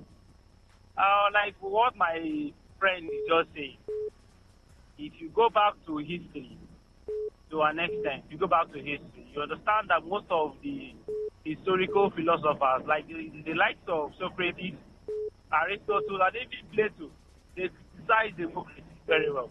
And one of the reasons why they criticize democracy is because of the realization of man. Talk more of Africa and then Nigeria to be precise. I can tell you that we don't know what we are practicing, including myself. We don't know what we are practicing. We just hear that people are practicing democracy and then we embrace it and we begin to practice.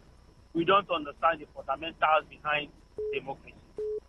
Take, for example, if they define democracy for us as government of the people, by the people, and for the people, have you ever asked yourself, Lucky Maxwell, government of which people? By which people? And for which people?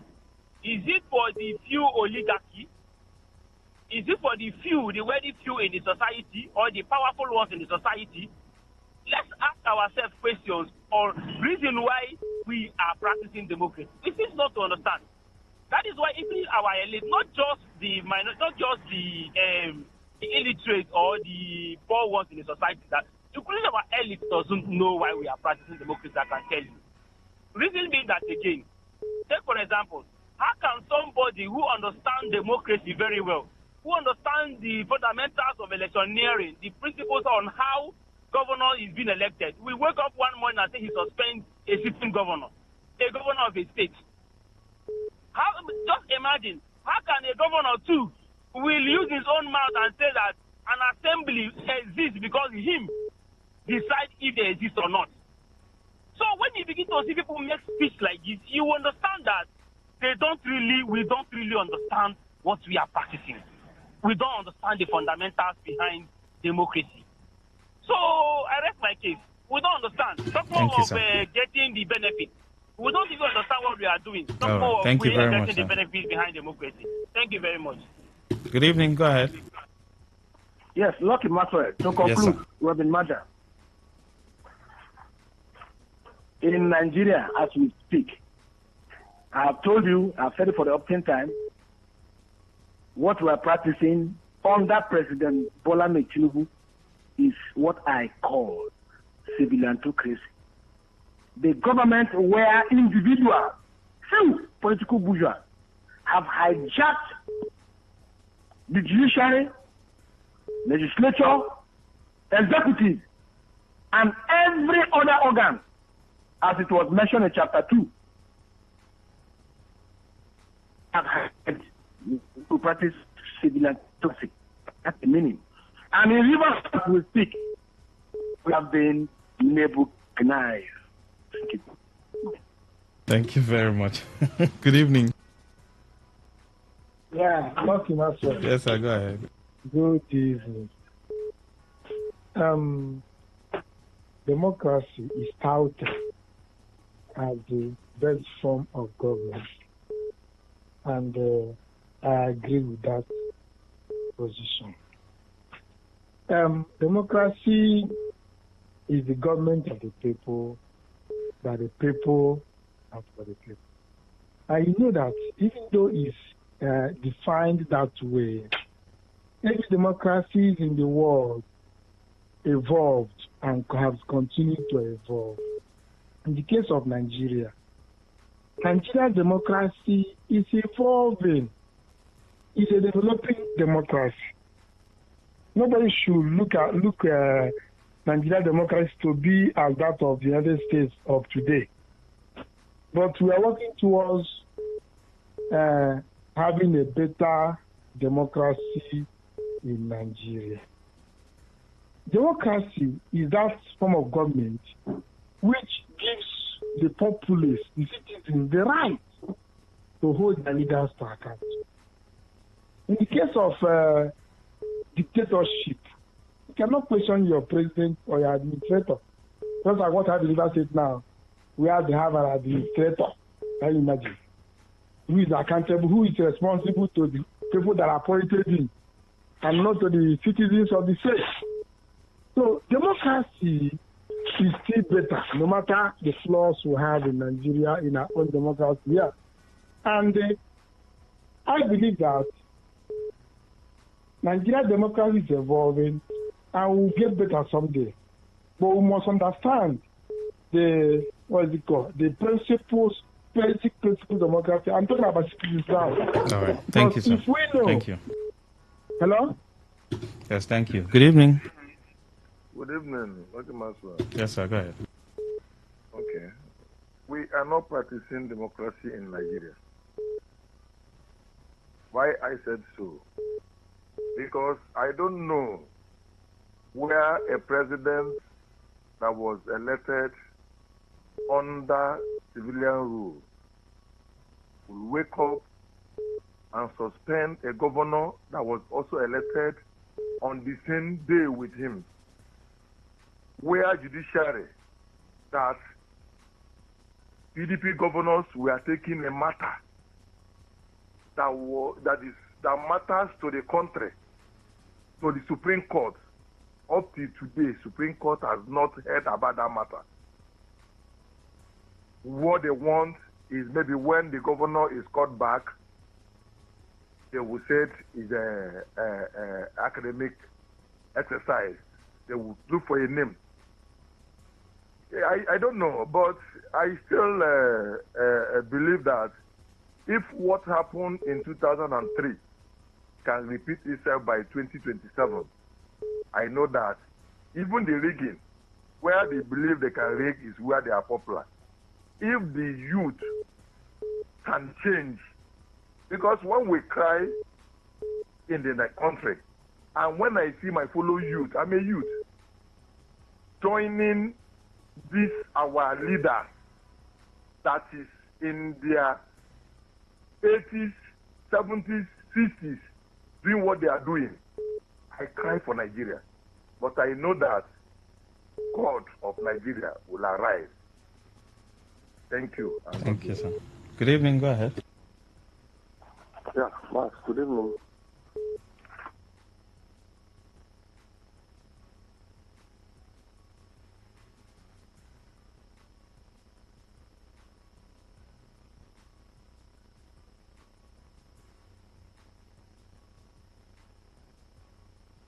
Okay, Maxwell and the beautiful lady in the studio, special greetings. I want to summarize your topic this evening by saying that we are far from democracy. Thank God, ability. Atuebu, thank you. We are out of time. The politicians are weaponizing hunger and depriving and what? Depravity against the people. They create poverty and then empower few to speak against the majority. That's what is playing in the polity of Nigeria, especially Rivers State. Thank you, Erasmus. Thank you very much. Maxwell and Rona, our leaders know what democracy means, but they are exploiting our ignorance and fear for their own personal interests. Nigerians are very, very patient and fearful people who prefer to eat crumbs and grumble in their bedrooms than stand up to our wicked and selfish leaders. Chile from Port Harcourt, thank you. People keep saying nobody wants to die in Nigeria, and I ask, are people not dying in their dozens every day in Nigeria? Nigerians should have used the illegality in River State to tell the world how resolute they are in defending their democracy. But as usual, everything is politics in Nigeria, including lawlessness and illegalities. Ibi Fubara from Rumusi, thank you. Good evening, Max. The president has what I call Kabiasi mentality. That is why he could suspend a sitting governor. A Kabiasi, okay, is the law. He is the executive, the judiciary, and legislature, all rolled in one. Wachuku, thank you. Well, that's what we can take. We have to take this short commercial break. Thank you very much, Dr. Uchenna, for coming on the show. Also, we'll take this short break. We'll be right back. Don't go anywhere. Cadbury Hot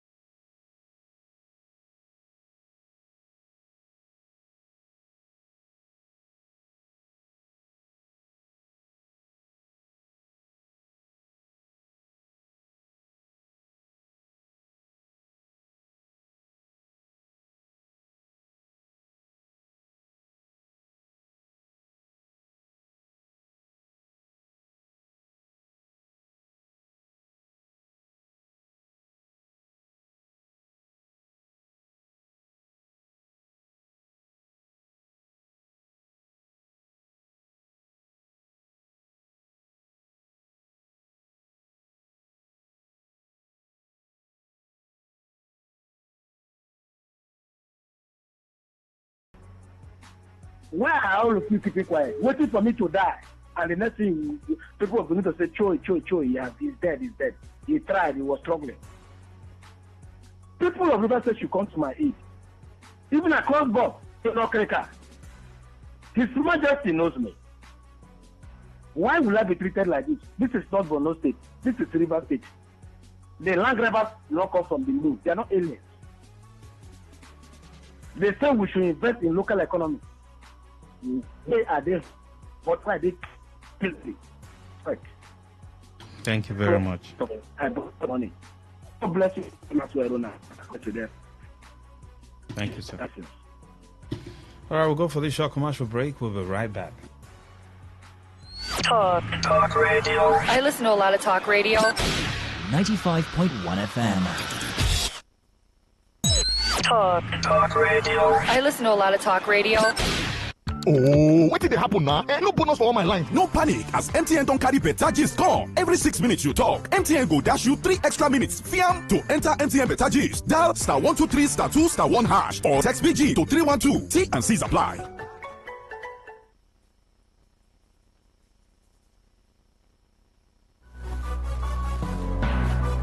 Okay, all right. All you need to know about this one is that 95.1 FM. Such a unique style. Welcome back. It's still Eyewitness Report. Good evening. Thank you, Master. Good evening. Yes, sir. Go ahead. My eyewitness is that we at Unity Estate at C Junction, our close, we don't have solar light.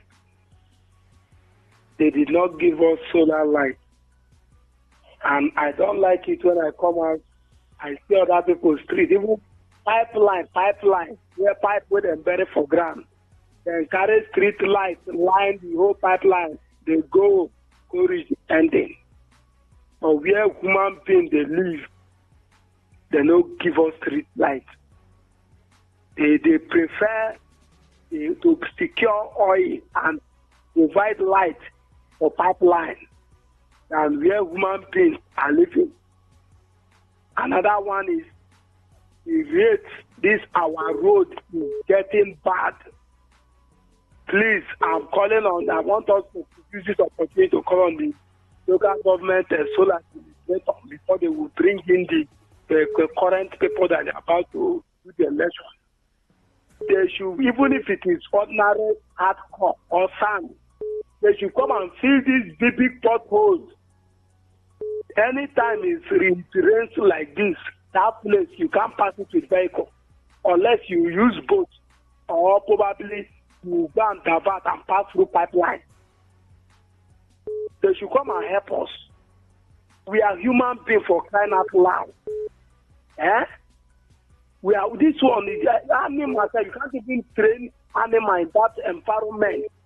They will die. More or less human being. Dustbin. That one we can't even talk anymore. So please, that is my eyewitness. Light we don't have. They're not seeing light, no street light, no road, nothing. This government is suffocating us. They are killing Nigerians. Thank you very much. Good evening. Go ahead. Yeah, good evening once again, Mr. Maswell. Yes, sir.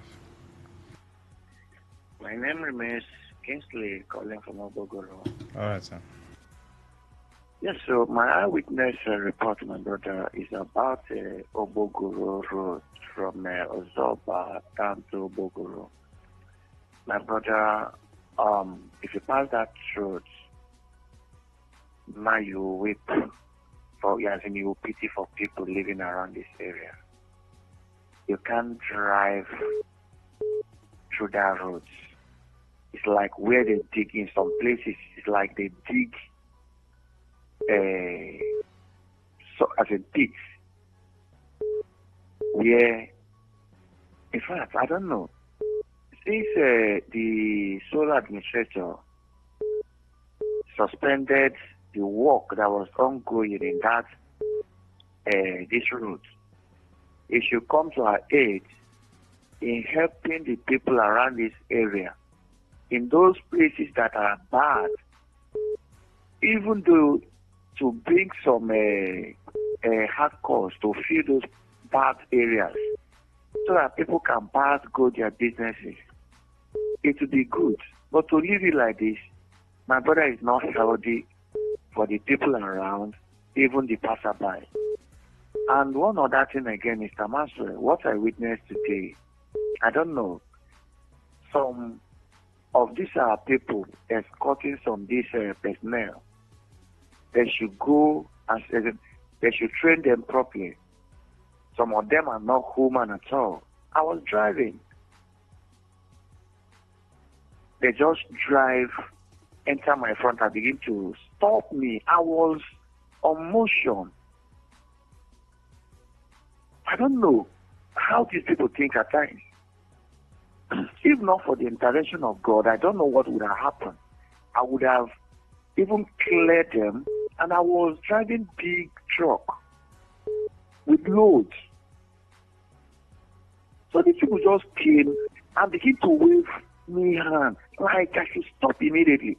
And truck is not like that. You must apply brake slowly before you do stop where you want to stop. You can't just match automatic brake and it remains there. It's not possible. I begin to on. When they notice I cannot stop them, the one that just blocked me now has to move. So I don't know. Some of these people, and you see even the organ that they are carrying will not even talk, he will not even say anything. He will just keep quiet. Because he's superhuman. Then the rest people are animal. Those ones are not, they are not human beings. So whenever they are passing, then these other people should disappear. Thank you, sir. Thank you for having me, my brother. Good evening. Go ahead. Good evening, Mr. Maxwell. Yes, sir. Matthias calling you from Northern University. Yes, please. My eyewitness is that we see some men in as a PDP and they come out as a APC, not the fashion. That's my eyewitness. Good evening. Hello. Yes, please. Go ahead, sir. Yeah. Mas, good evening. Yes, sir. Go ahead, sir. Okay. Thank you for I'm expert. I'm calling from Ebron. All right. Go ahead, please. Yeah. My Rona, good evening. Yes, good evening. Yeah. My eyewitness this night is about a man that volunteered himself to help the World One people. Last week, I called and I mentioned his name for the way he is helping us in World One, being the headquarters of Omum. The man is not a person than 20. We know as 20 billion.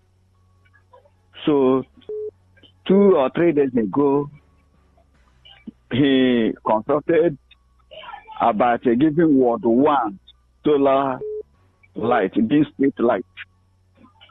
So I want to commend him. I want to say that Almighty God in heaven will bless him. Not even the money he is giving to widows, giving to poor people, buying motorcycle for other people, buying cassava garden engine. My God in heaven bless 20 million. In Jesus' name I pray. Maxwell and Rona, my God bless Today FM in Jesus' name. Amen. Thank you. Good evening. Go ahead. Hello.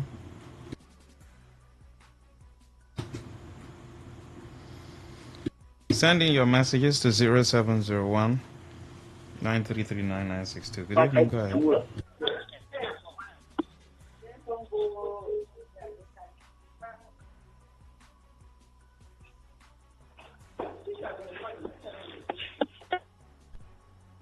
Hello. Good evening. Hello, good evening. Good evening, go ahead.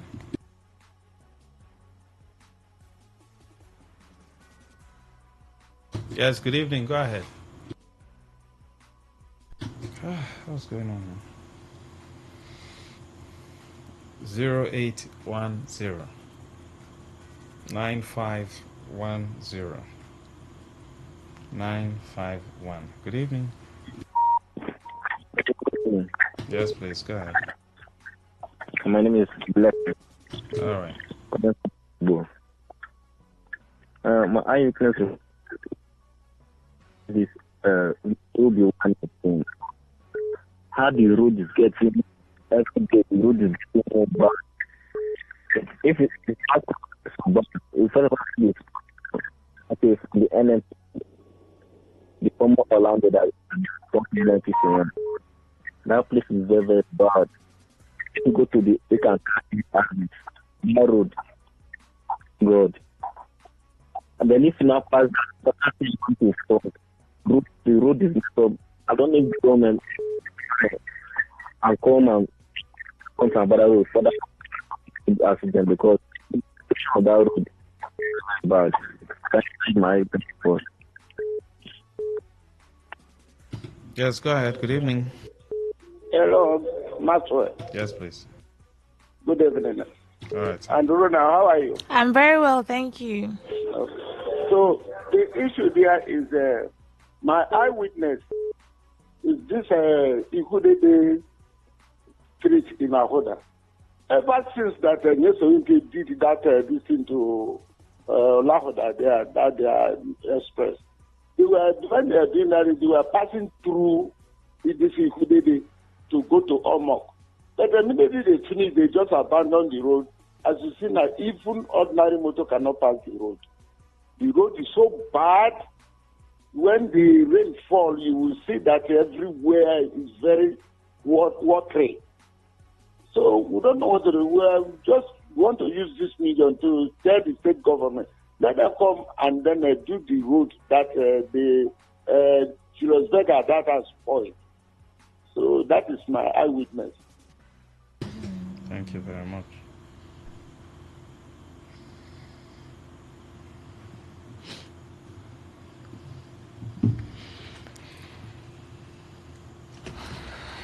Yes, good evening. Mr. Maxwell, good evening. Yes, sir. Go ahead. Please, my eyewitness is what the sanitation people at my phone, which is chairman by one of speaking now. What they are doing, I don't understand. For today at Ekwe and most of the deal, they will come instead of inspecting the road, the whole of Ekwe road is no go area. The street, they don't take gutters. They will tell people, open your house, open your gate. We let us inspect your parlor, let's inspect your bedroom, let's inspect your toilet. Please, I don't know what is happening in River State. When the city has come again, all political things, don't leave those ones. It's not stressing. I want to create another problem in the state. Please, I want to use this opportunity. You people should advise those that he is sending. When the city has police and escort that is escorting him, even for 2000. But these boys that are coming to people's house to do these things, if police guide them today, they will not guide them tomorrow. Please, they should just look at the Queen Road, look at the gutters, and leave people's yard. They are not paying for any person. Please, thank you. Thank you very much. Keep the calls coming in. Your eyewitness, that's what we want to hear. Please, feel free to call us and tell us what is going on in your area. Okay? If somebody wants to see your bedroom now, maybe to open the bedroom, I see enter a locker. Why would you say you want to see someone's bedroom? What concern you inside person's bedroom? You just open the door, I see enter a locker. Lock them there. Good evening, welcome. Welcome. Yeah. Yes, please. Eyewitness. the front of prison quarters at the side of prison, no way to pass. The area is very deplorable way to pass. So I want to beg for this that have been the road to come and maintain for the people making use of the road for the meantime. So that's what I want to tell you people. We are suffering. No way to, the market people are suffering. Even under the threat of the movement, people that are on the movement. No way. Thank you very much. All right, go ahead. Good evening. Good evening, Lord Master. Yes, sir.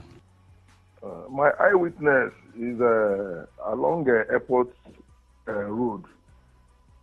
Cars that is coming from Obrikwere, from OPM. There's a diversion there. They are taking that diversion to a one-way route to Alo, and that one way has caused a lot of accidents on that road. I have been a victim of such. Last year, October, on the 10th of October, I had accidents there, and that route has taken a lot of life. I just thank God that I'm alive, calling, on this station.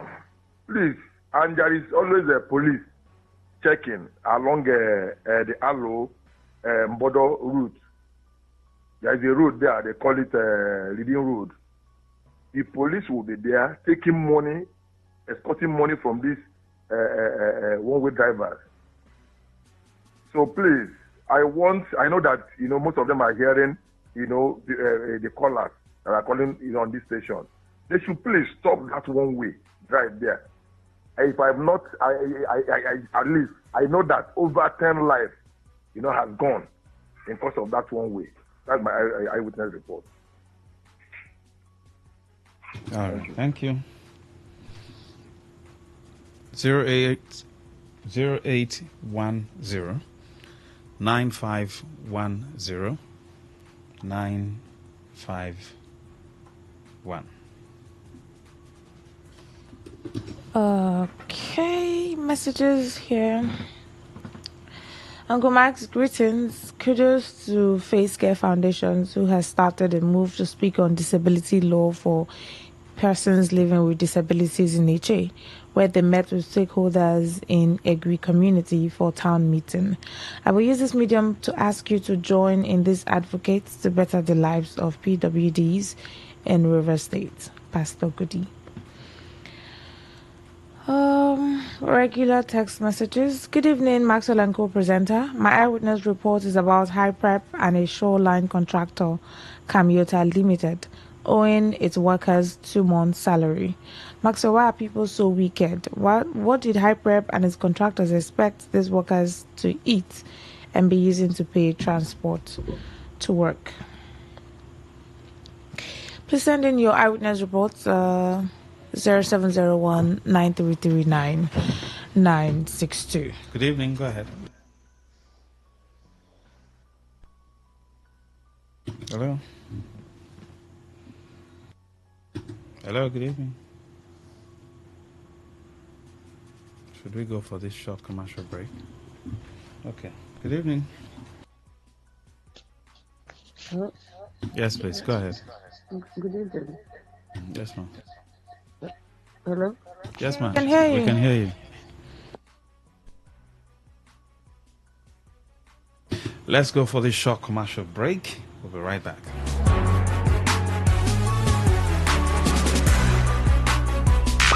Unleash the power of the airwaves with the ultimate radio experience. Tune in to Today 95.1 FM, the voice of the people. Don't just listen, immerse yourself. That is 100% true. Okay, all right. All you need to know about this one is that 95.1 FM? Such a unique style. Oh, what did they happen now? No bonus for all my line. No panic, as MTN don't carry better gist come. Every 6 minutes you talk, MTN go dash you 3 extra minutes. Fiam to enter MTN better gist. Dial *123 *2 *1 hash or text BG to 312. T and C's apply. 95.1 FM, voice of the people. And we're back. All right, welcome back. It's still Eyewitness Report. Good evening, welcome. Why are the calls dropping? Good evening, Maxwell from Asari Toru local government area in Buguma. Sugar Man by name.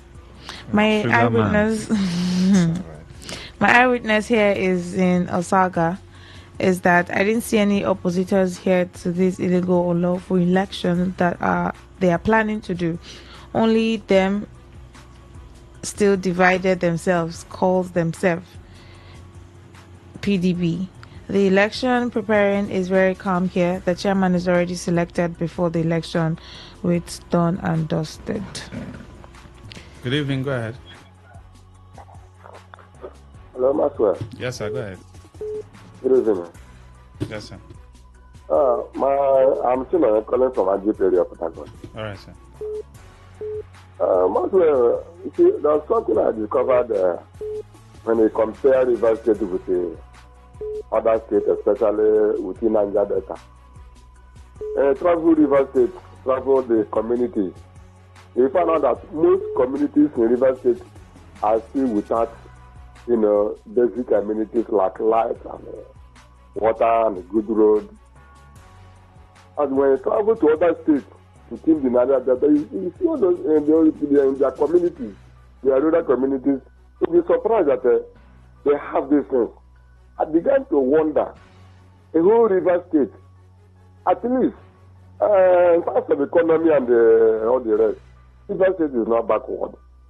But when it comes to development, River State is very backward, very, very backward. And it's not sitting good of River State. Go to our communities, all the communities in River State, we find out by now, as this night now, everywhere with the dark, you begin to wonder, is this River State? So, please, our leaders here, political leaders, should do something to develop all these communities. And again, my road from Eketa, that is Ibudo, in Echie, to my community, Ebeke, I have no good road. Up to Wumba, another community called Wumba, where we have school to land. No good road. From that Ebodo I made mention to my own village, Ebeke, no good road at all. And that's it has been like that for years. And government kept quiet. Government go. No one care to attempt, keeping that road in order. I am worried, Maxwell. Government should start doing something on that road now. Thank you and God bless you. Thank you. Good evening, go ahead. Hello, good evening.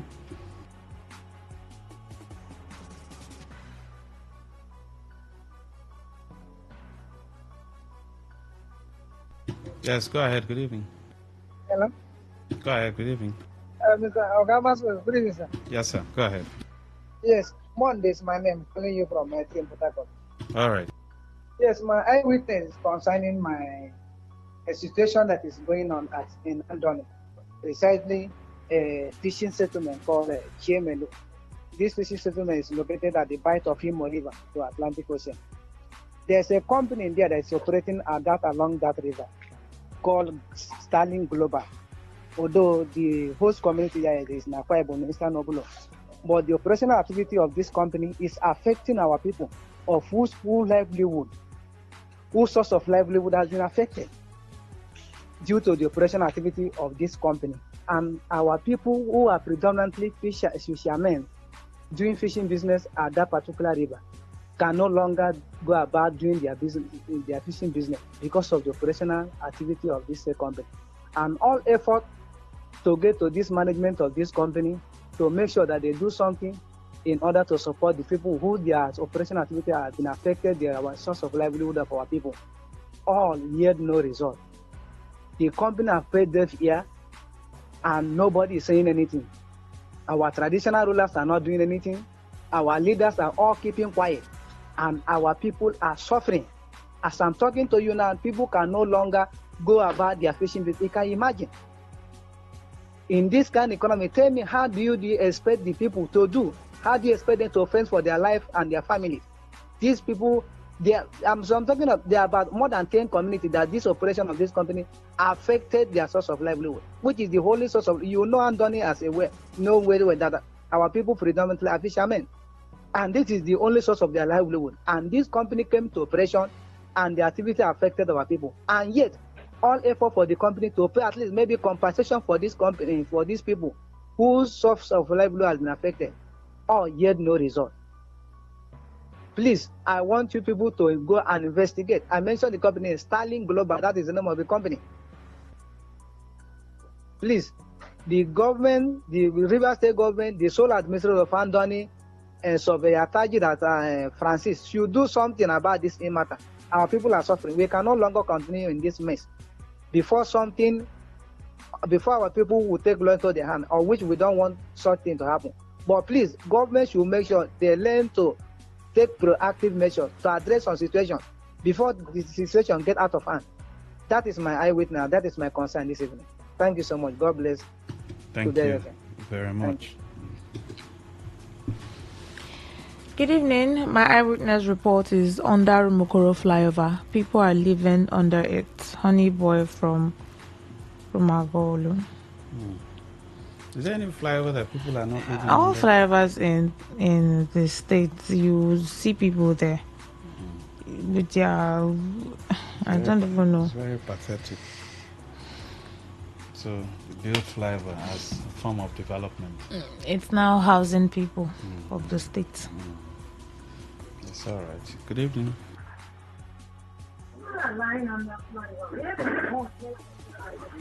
Good evening. Yes, please. Hello. We can hear you. Hey, we can hear you. Speak into your mic, please. Hello. Can you speak into your mic?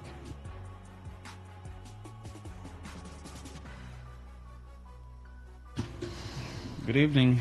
Go ahead.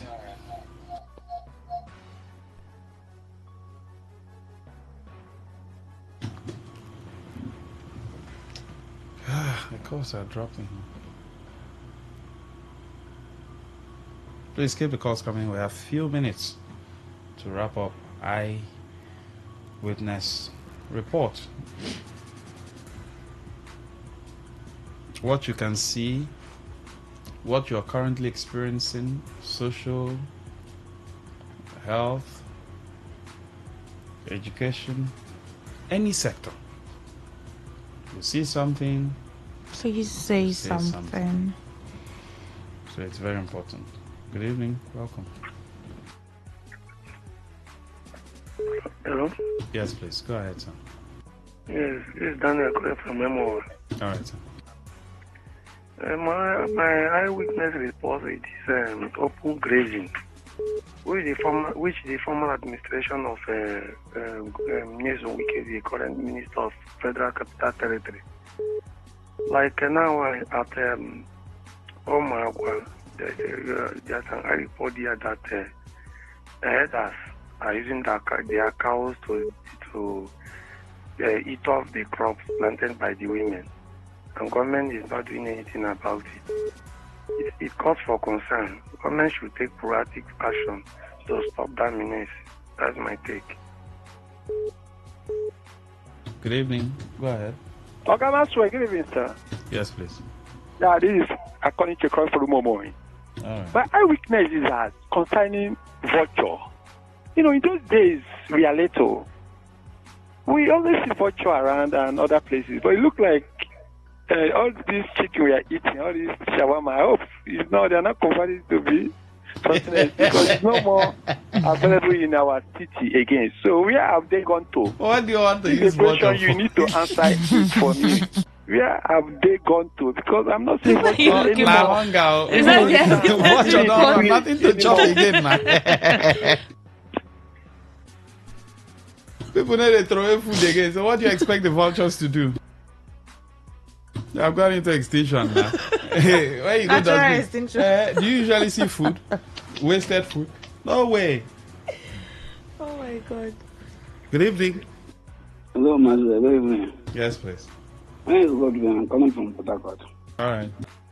Master, have you gone to Waja bridge, that railway bridge before? If you go to that place, it turned to, I don't know how will I explain. If you go to Africa, some people with stove and they have mosquito net, staying there. I don't know why that place turned to a house. I don't understand. Out there where there's no government to look after that place. So once they just want to just go there and see what is happening there. They have stove, some have mosquito net in the afternoon time. Huh? Please let government do something because some of them maybe they are armed robber. Thank you. Thank you very much. That's what you can take on the show. Say you go down. Well, please follow me on Facebook, LUCKYMAXWELL. Today I had a wonderful time with a lecturer, of the computing department, cybersecurity to be precise. We had a wonderful time. Wisdom, thank you very much for the education. You will appear one of these days on the show. Thank you, Wisdom. I appreciate you so much. Follow me on Facebook, Lucky Maxwell. Follow me on Twitter, that's formerly Twitter, now X, at LuckyMax234. No space, at LuckyMax234. Here on Facebook, I'm Rona Agbara, RonaAGBARHA. Thank you so much for doing this with us. Good evening. Good evening. The station with the... As the voice of the people, we make sure that no one misses out. On Today 95.1 FM, there's something for everyone. Our tech show, because tech is new money. Our kids show, because we love the little ones. Our Gospiration, because it's the moment of truth. Our High Life show, because high life is vintage. Our sports show with the adrenaline. Our midnight show, because we care about your love life. Our Nostalgia Drive, because old is gold. Our show for young people, because Gen Z code is on. Our Pidgin Bit, because na Naija we dey. Our book review, because books are a mirror. Our big stories, because big things only. Our health shows with seasoned health experts, because we care that you're healthy. Our eyewitness report, because we want to hear from you. Our reggae show, because Rastafari. One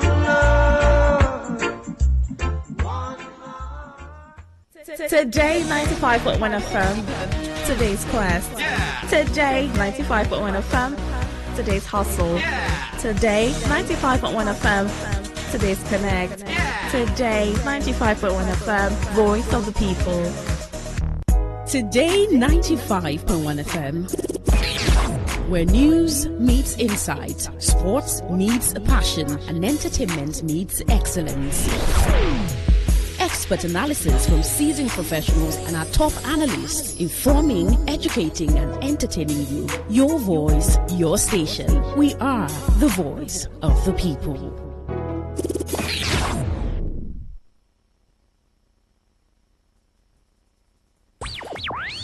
Tune in for a journey beyond the ordinary. Fasten your seatbelts.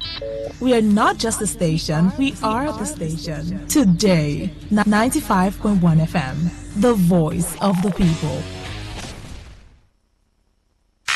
Unleash the power of the airwaves with the ultimate radio experience. Tune in to Today 95.1 FM, the voice of the people. Don't just listen, immerse yourself. That is 100% true.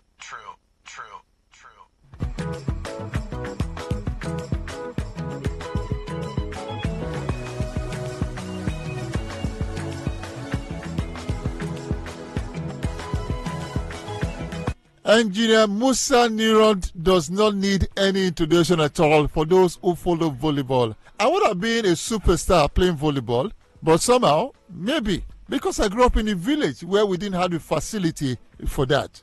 But I still follow the sport so passionately. On this edition of Global Sports Update, we're speaking with the president of this federation that's taking this sport to new heights, as it were. My name is Godwin Enak, and it's Global Sports Update. It's in Kaduna, and we'll take a quick break. When we come back, we'll be going straight to Kaduna to speak with Engineer Musa Nirod. He needs to tell us what the magic wand is.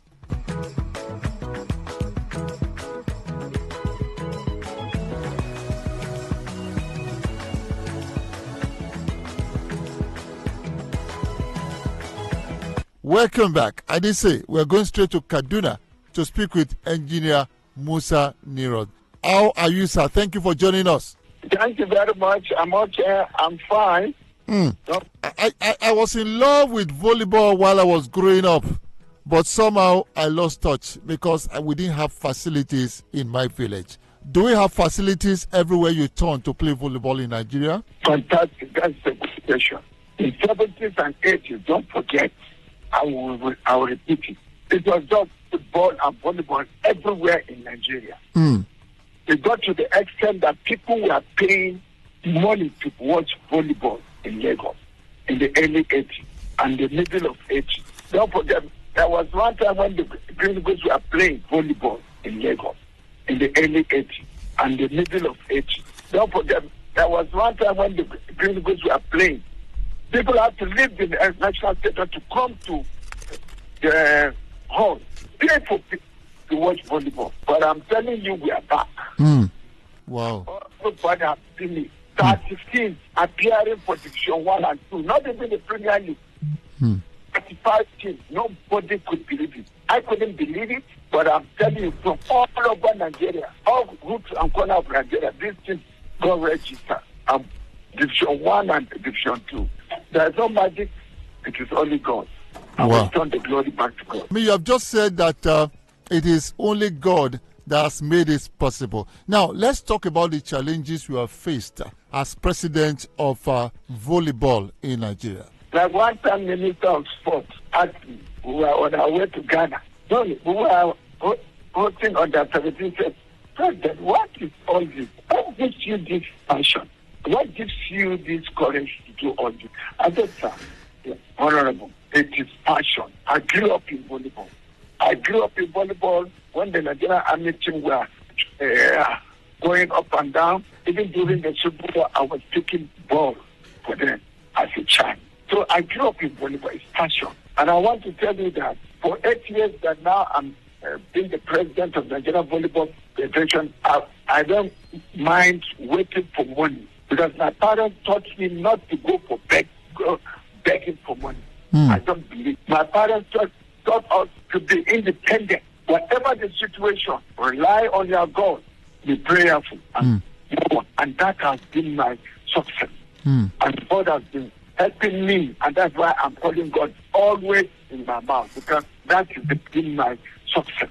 And God has been helping me. And that's why I'm calling God always in my mouth. Because that is the person I rely upon. My parents taught me to be independent, no matter what the situation. Even in my business, to God be the glory, I'm working all over the country. But I'm telling you, a lot of the states, I don't know who is the governor, who is the commissioner, but God is helping me. That is, yes, I'm relying on Him in totality. Somebody told me on TV 2 days ago, you are stressed up. I said, yes, but I know my God is strengthening me. So, for me, I don't rely on government. But miracles are taking place. Just now, just a few minutes before you are called, you will not believe a miracle just came in. What is this miracle? Yes, UAE, 1/6 of our players, the Federation of UAE, in Dubai, 1/6 of our players. Small boys. Do you want UAE to pay money on under Olympic solidarity, or you want to go for training under MOU in UAE? I said I prefer training than money. What is that equity? Just now, not more than 5 minutes, I told my President of Confederation of African Volleyball, I said, Madam, I want training. I will enter into an MOU with you. I'm telling you, that is the way. Every month we don't like it. Right now, I'm talking to you about players for beach volleyball and Kotonou for training before going to Abidjan, from Abidjan to Gambia. All different competitions. Who is paying for this, Engineer Nirod? Who is paying for all this? I appreciate the God. Let me tell you the testimony. Before I became president, I was the Beach Volleyball Commission chairman under Engineer Gume when he was the president. And when I first got into the federation, and I told them, look, I'm going to build up beach volleyball to get to the glory where it is today. And I appreciate okay, then. What you have done. Beach volleyball is everywhere now. Now, look, when I started investing a lot of money, yes, we got even some funds, but they pull up. Now I'm telling you, Nigeria Custom has come in. Yes. Yeah, I'm aware. Yeah, it's partnership. Take note. It's collaboration. Yes, it's collaboration. The Division 1 and 2, this one. Well, it's collaboration with the Chief of Defense Staff. Engineer Nirod, if my child wants to play volleyball today, how and where can she start? You have Rapport based in Lagos. Lagos has good young players in volleyball. Okay. Young boys in Pennsylvania, Balogun Stadium. They have academy. Everywhere now we have academy. Look, we don't have problem with equipment, except the club doesn't want to have it. Okay. Because Prince Julian Missouri is our board member and also our ambassador in diaspora. We register with Mikasa. We don't have problem except that team. Wow. It's not ready. But today, normally every year, twice in a year, we have this discount and we publish. And Missouri, get this balls, get this equipment. Fantastic. Other countries are shocked. How did we got this? We have Mikasa, Japan, and we don't have problem. We have equipment, we have it. That is why in those days, volleyball and football, because you can play on ground anywhere. Exactly. That's why we have park volleyball. I played it, like I said, I played it when I was growing up. Before I let you go, Engineer Nirod, how expensive, how cheap is the sport volleyball if you want to start? We have a floor, an old floor, draw my attention, an old floor.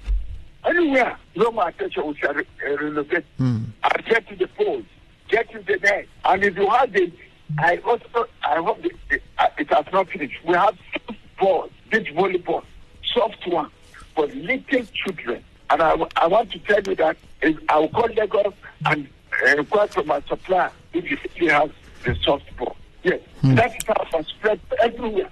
And I can call one of my referee in Lagos. If you have some balls, he will give you. Okay, sir. What's that? Okay, sir. I promise you. Before I let you go, we have less than 2 minutes to go.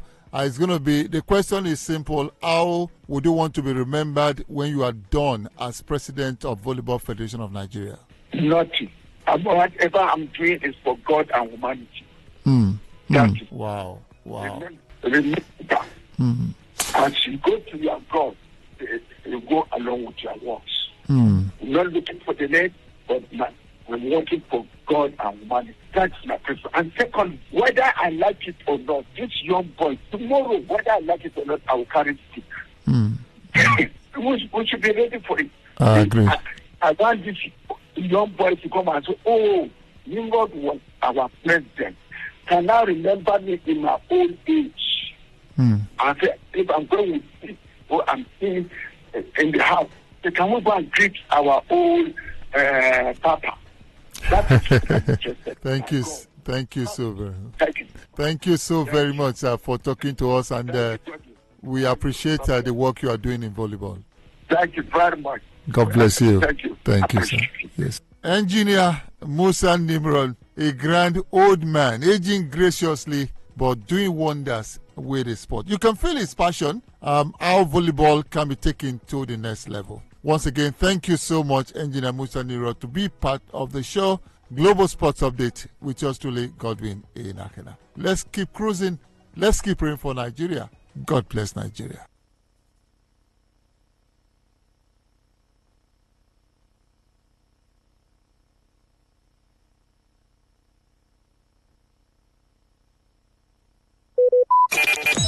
Talk radio. I listen to a lot of talk radio. 95.1 FM. Get ready to feel the rhythm, the groove, and the true vibes of Africa. This is not just music. This is High Life. From the legends to the latest, we're bringing you the best of palm wine grooves, jazzy horns, and soul-stirring melodies. There was a sound that told our stories, a rhythm that made our fathers dance and our mothers smile. Welcome to The Thrill, a musical journey through time where legends live on and new stars shine. Join us from Mondays to Thursdays, 9 p.m. on Today 95.1 FM for the ultimate High Life musical show. Don't just listen, feel the music. High Life lives here. Africa's life. Africa's life.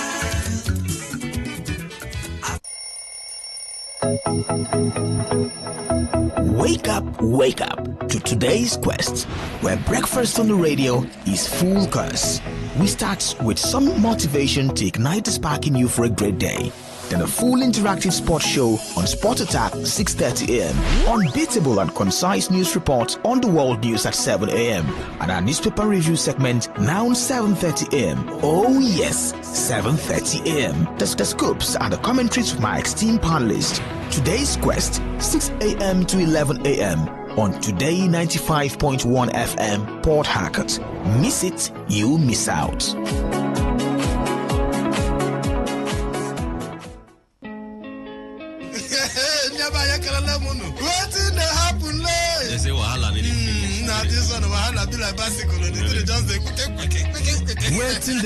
Waiting they happen. Now for Today 95.1 FM, 5 p.m. Monday to Friday, bomb quem. Now here you go here, waiting they happen for Niger and Obodo the world. Now that time where we they bring you Ogbonga to them, where go shock you. You go wonder, say a person do like this. Now so we they bring them, can't give you acid the hot. Now where would they find way to sweep this country? Don't run. You go start blood, the chopper, you say this one, no worry. When time I reach, I'll say I want to take them. I see where they go. Homeland is homeland. Me, I go open gate for them. Now me go be get man at that time for airport. Waiting they happen. Make you know Miss Mazi Ike God Ike Machuku and MC Kuro for waiting they happen. You go enjoy yourself. Not forget to say woman they chop our recharge card woto. I don't tell you say this place na education center. As you sit down here with us from Monday to Friday, you go enjoy waiting they happen. Waiting they happen. Make you know miss them at all.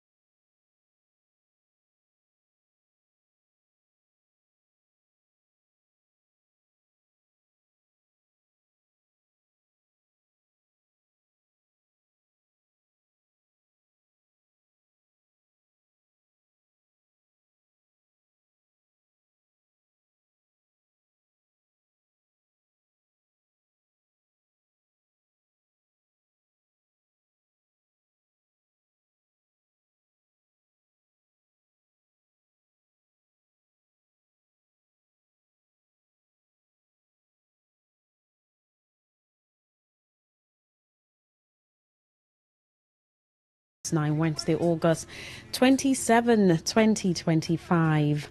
Thank you so much for staying tuned with us. How are you doing? Hope you're having a great evening.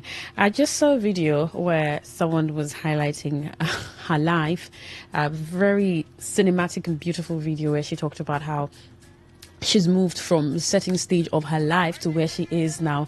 And it brings to mind process, really, that sometimes where you are at I'm using the word may just be where you should be at the moment, and so it's a determining factor to where you want to be. So it's either you push yourself harder or you just give it time. So while you're in the process, it's definitely going to be all right. These days where there's so much to think about, there's so much to talk about or analyze, a lot of things are not helping at all. But depending on how you want to keep pushing and what you believe, it's definitely going to be fine for you. I'm sure you're probably driving and listening to me, or you're right in your house, radio turned on, or whatever device you're listening from. Thank you so much. It's been a great day from morning up until to this hour. You've trusted us to give you all of entertainment, education, and information. We do not take it for granted. Thank you so much for staying right there. All right. I'm Queen Chima. Woo, I didn't forget that, did I? So that's my name. If you don't know, you're just hearing my voice for the first time. My name is Queen Chima. You can call me that, Queen Chima. Yes, I like the name. All right. In a country where we talk a lot about accountability. I just saw on the screen. It's been on since morning, yeah. Federal government suspends Abuja to Kaduna train service. But we're going to be having a conversation along that line. You know, in a country where we most times beg, or I don't want to use the word beg, but ask for accountability, ask for transparency, and most importantly, ask for responsibility. This is one that has got a lot of people talking. I remember that if a lot of things go wrong in whatever sector or whatever man or woman is manning, whatever ministry, agency, or even a department, we hear people say, why not just step down? Just step down. If you failed the people, if you did this, if you've been arrested for maybe fraudulent activity or siphoning money, or they think that the citizens or the masses think you're not doing enough, they just say, step down. Why not just step down? Or some people say, take responsibility. Or you say, in other climes, you hear resignations, you hear, we couldn't meet up to this task, and therefore we are not going to be in this position. Right? You want to begin to call names and all. So this is in relation to the Abuja Kaduna train accident. Now, this is what the MD says. I'm just going to read it out for you so that I get your perspective to this.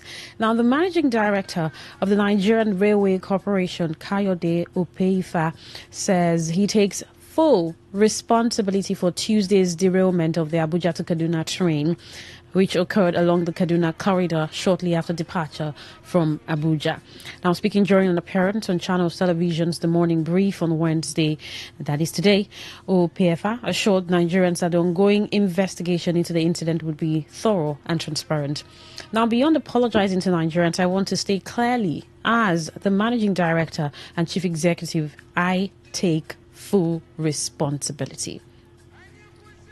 In his words. So beyond apologizing to Nigerians, I want to state clearly, as the Managing Director and Chief Executive, I take full responsibility. When it comes to safety, there is no room for indifference. Once something like this happens, the Chief Executive must own it, and I do, he said. Now, the MD said the injuries of 4 of the Abuja to Kaduna train passengers were serious. Opeifa stated, coming to the fatality and the casualties, there was no fatality. We thank God. There was a near miss, because for this kind of accident or incident, you see some level of fatality, but we thank God for this. And for those who were injured, 4 are serious and another 2 or so were discharged immediately, and we will follow up on those that might still be in the hospital. I don't know as of this moment, we'll follow up, so we'll also follow up with the remaining 618 people on the train because of the post-traumatic experience. We have the full contact and we'll do that. He, however, said that though the incident should not have have happened, the NRC would ensure that there was no recurrence. I want to assure Nigerians that an incident like this is not expected. It is not prayed for, should not be happening. But where it does, it is to bring out the best in us. And I assure Nigerians that just as we are doing currently on the Warri Itakpe, which the analyst also mentioned, we shut down the Warri Itakpe route 3 weeks ago. I ordered the shutdown for safety reasons. And if you see the level of work the men have been doing on the track, cutting it off and replacing it to make sure things like this don't happen, he added.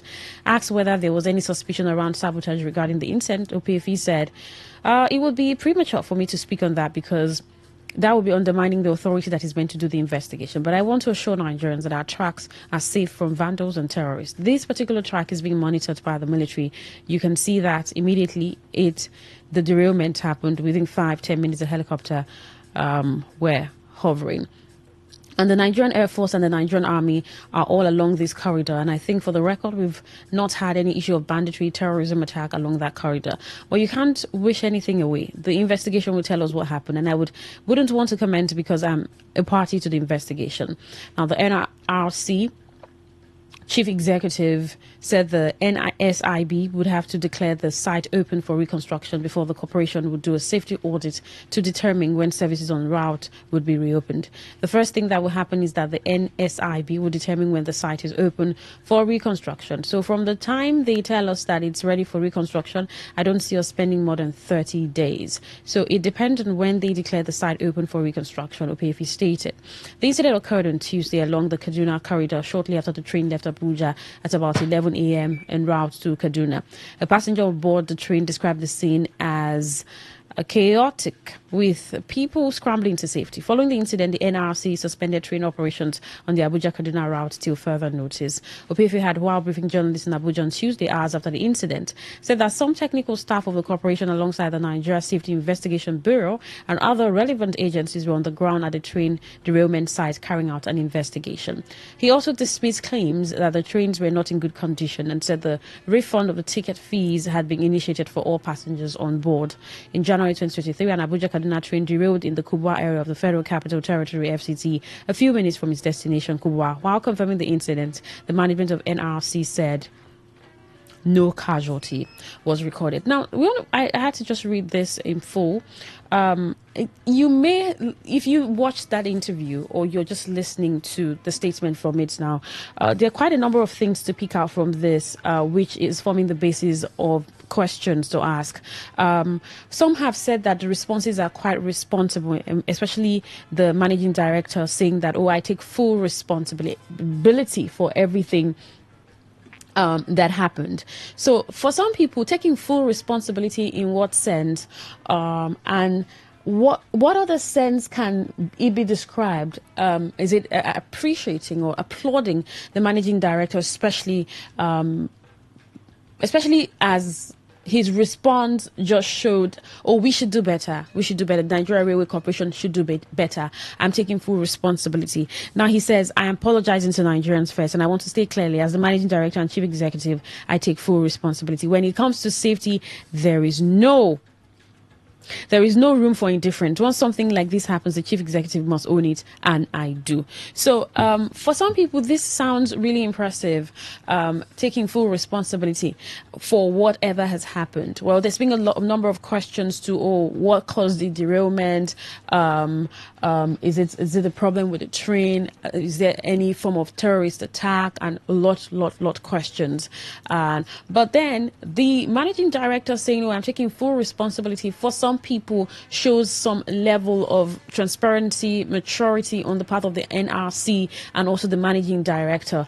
Also clearly stating exactly the condition of those who were injured. Well, all thanks to God, a lot of people are saying there's no fatality was recorded, but those who were seriously injured, 4 of them, and then 2 are also injured. Some have been discharged, or tickets will be refunded, and all of these details some people have found quite commendable for these kind of incidents, and a lot of empathy being shown too.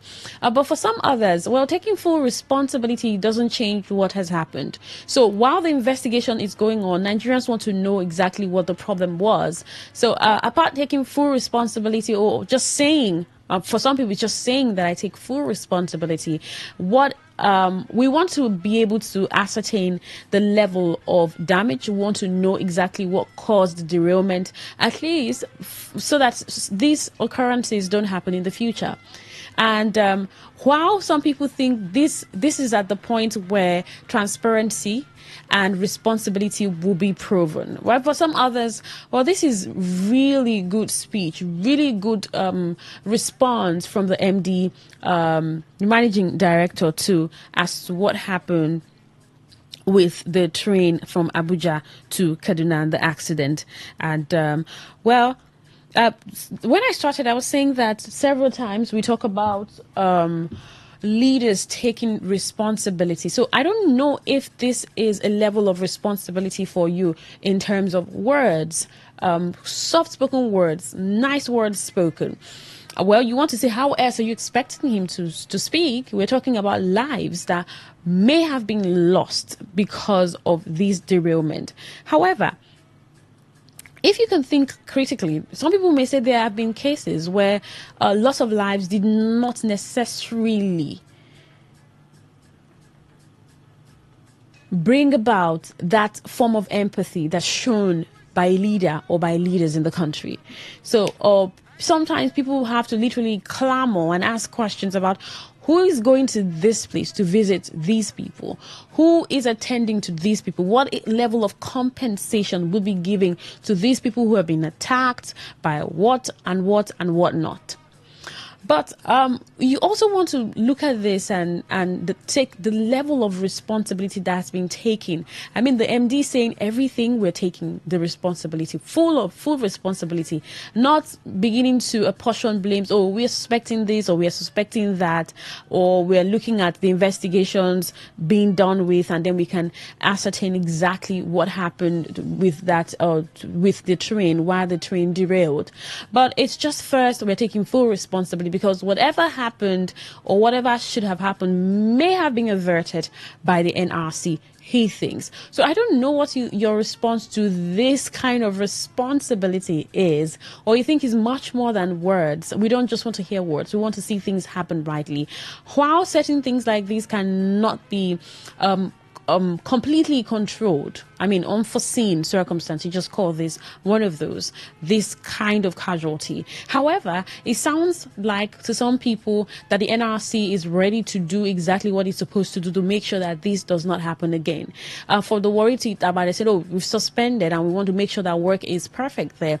And the Abuja to Kaduna has also been suspended, train services. But it's about the statement of the NRC MD saying, I'm taking full responsibility. We're taking full responsibility, and we're going to ensure that investigations are carried out completely, and we know exactly what the problem was. What are your thoughts about this? Do you like this kind of responsibility? Do you like his response? I read it through for you. If you watched the interview, you could have heard him when he was speaking. But even reading it, you could hear that you may say you heard that empathy in his voice, or you think, oh, maybe it's just one of those things that's just put out in the media space. And so everyone just calms down while what has happened, especially if there are intricate matters to why that happened that could be tied to the NRC directly. But I take full responsibility and I apologize to Nigerians, the NRC's managing director says. What are your thoughts to this? Do you expect these kind of responsibility taking in different sectors, especially when things don't go as rightly as it should? Or you just don't want anybody to come and tell you, I'm taking full responsibility. But whilst you're taking full responsibility, we know that's why we put you there. That's why you're there. That's why you're serving Nigerians. Just make sure that things work out rightly. 0810-9510-951. That's the number to call. That is 0810-9510-951. For text or WhatsApp messages, 0701-9339-962.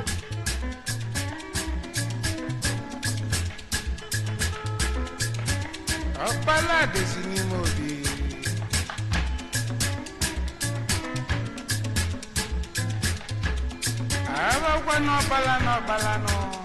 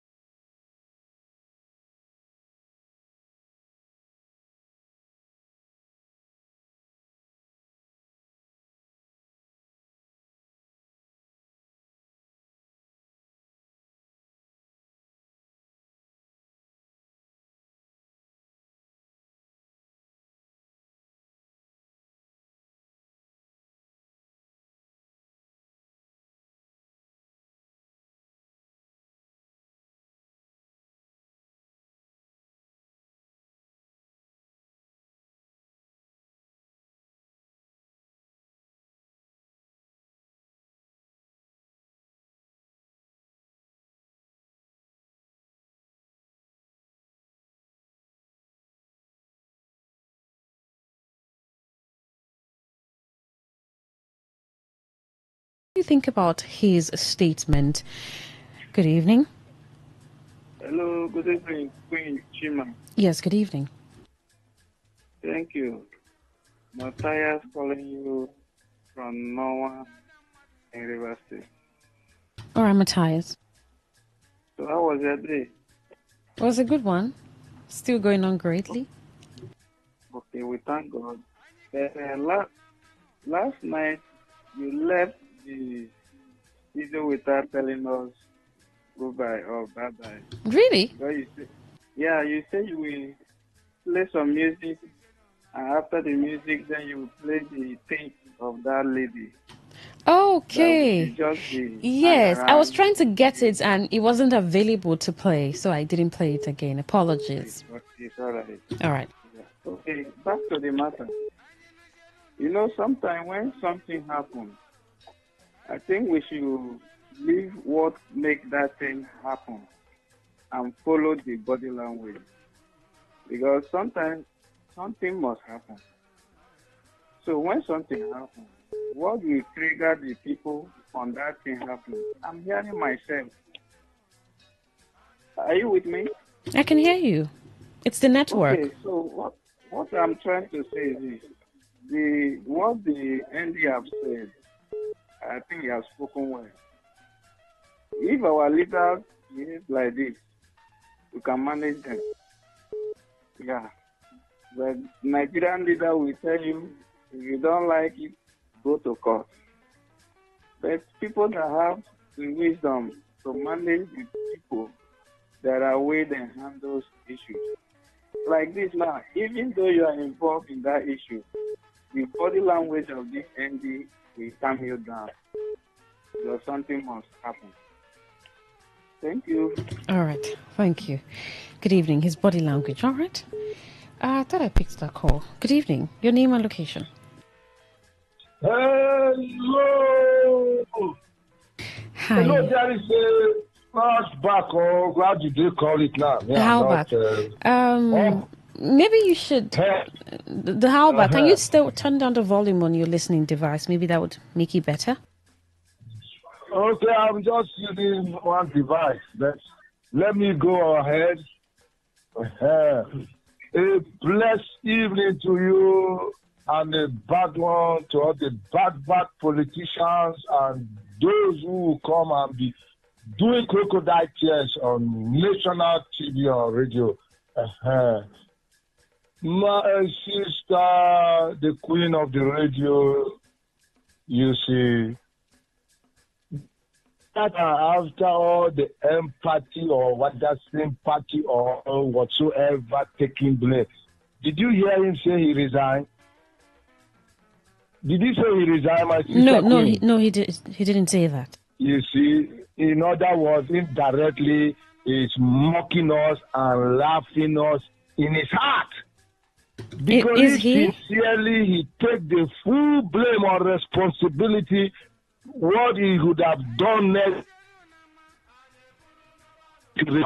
over the matter that he has resigned. Because I tell you, these people, out of negligence, out of crooked kind of gymnastic maneuver of maneuvering our fund that is meant for what is right, they will not do it the right way, and sometimes it will lead to some of these things.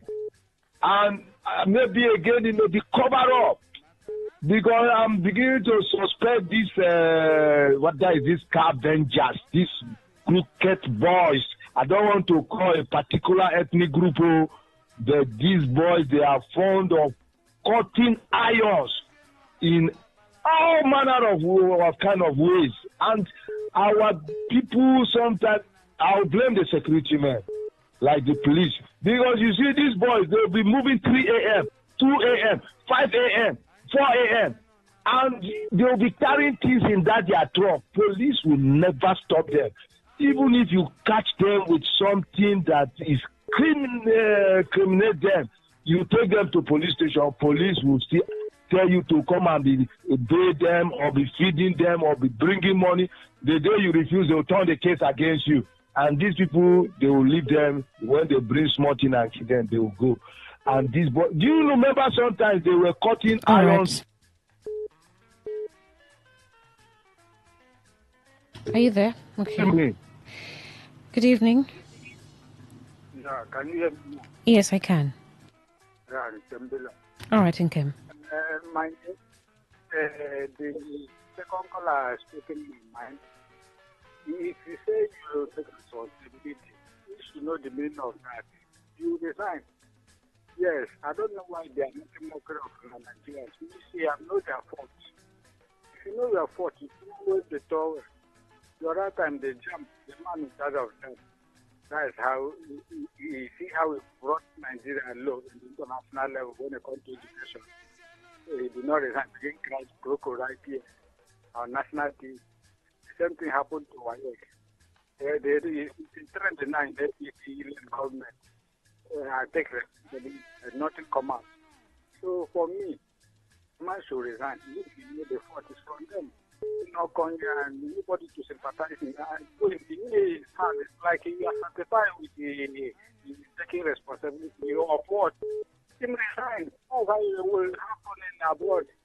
When you know your fault, you will take a bow. You will clap for him. So saying that he takes full responsibility and that investigations will go on and review what the problem was isn't enough. My brother, my sister, I will recognize him to international level if he resign. Yes, because for him to say take responsibility, underline that word, responsibility. If you know it's a sport. You know their fault. The fault is from them. I know you know English very well. In as much as our politicians use that word, responsibility, you need to resign. In abroad, when I did that, take responsibility, take a bow. All right. Good evening. Your name and location. Yes, I can hear you. Wellington. All right, Wellington. The word full responsibility. Who's supposed to take the responsibility? Me or you? I'm not saying that. It's your agent. You're responsible for that particular. You will take responsibility. I is the MD. So why is he telling us that he takes full responsibility of this? Is he me that's going to do the job? What is supposed to tell us that they are on ground, they are supposed to, this is what they want to do, this is what they want. Take full responsibility. You mean that we're going to take the responsibility? Am I the enemy? Sometimes let them be factual. Tell us that we are on ground. This is the problem, and this is how we fix it. That is responsibility. We'll compensate this, we'll compensate that. What is he telling us? Does he want us to have sympathy? It's not a position to have sympathy for him. He's supposed to do his job. So why is he telling us he's taking full responsibility? Does he expect today's effort to come and take responsibility? Thank you. Good night. All right. All right. Although the NRC has suspended the Abuja to Kaduna train service after the derailment, but this was the managing director on television this morning saying he takes full responsibility for what has happened. Hi, good evening. Let me just put one or two things before I round up quickly. All right. Now, sometimes there was news that came out. These scavengers, they were going to cut the irons on that second Niger bridge. So you see things like this are happening in the nation, not being punished. And when we talk about taking responsibility, it is only one man that I know, Wole Soyinka, when he was this thing of road safety. And he had driver's license to a man on a wheelchair. When he had it was not even the person that issued that driver license, and he took responsibility and he resigned from that job. Why are others not following suit from that example? Now he come and he cry crocodile tears on the national TV, and he will go underground and they will begin to embezzle money again, and they will be doing things shadily, and things will be happening. People will be dying, endangering lives of innocent citizens. My sister, don't mind this man. This Jagaban government, there is nothing good about them. There is nothing we could or think of. Hope, they say hope agenda. That is a scam, big scam. Anything hope about this government, there is no hope. They just bring that big word to put your hope up and begin to do all the stealing, croquet, and gymnastic. Thank you. All right. While we expect your calls, if you just tuned in, this is the Thrill on Today 95.1 FM, Voice of the People.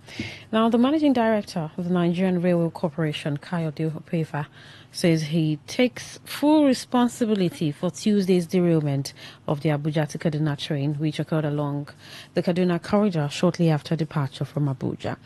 Now, speaking during an appearance on television, the morning brief, this morning, Opefa assured Nigerians that the ongoing investigation into the incident would be thorough and transparent. Beyond apologizing to Nigerians,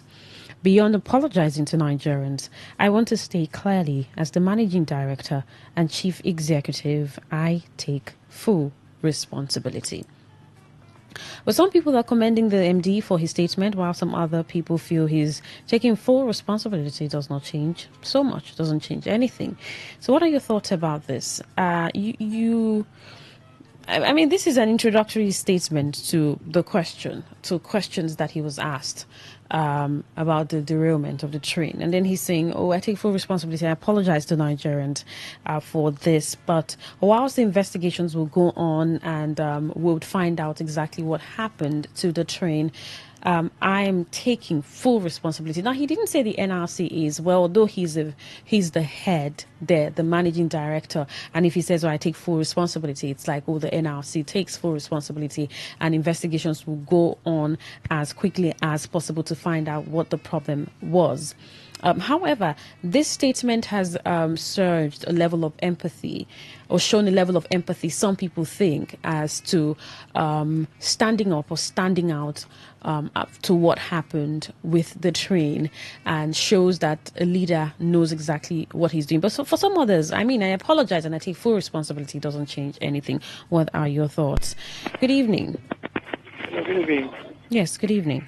When he said that he's taking full responsibility, is it that he didn't do what he's supposed to do, or due to negligence or duty, or what he's trying for, or what is really the matter? Is it that he's the one that caused accident, or what is he crying for? So we don't have to talk to him. What is he saying about it? He says he apologized and then he takes full responsibility. Now, investigations are ongoing. They should investigate it. If it's due to his carelessness or due to laziness of duty, they should sanction him and sack him, for God's sake now. This is not the period that we have to be talking too much or crocodile tears or pittiness or something like that. They should sanction him and let him get away from there. There's someone that is capable of handling the situation. Come into. That's just it. There's no way to about it.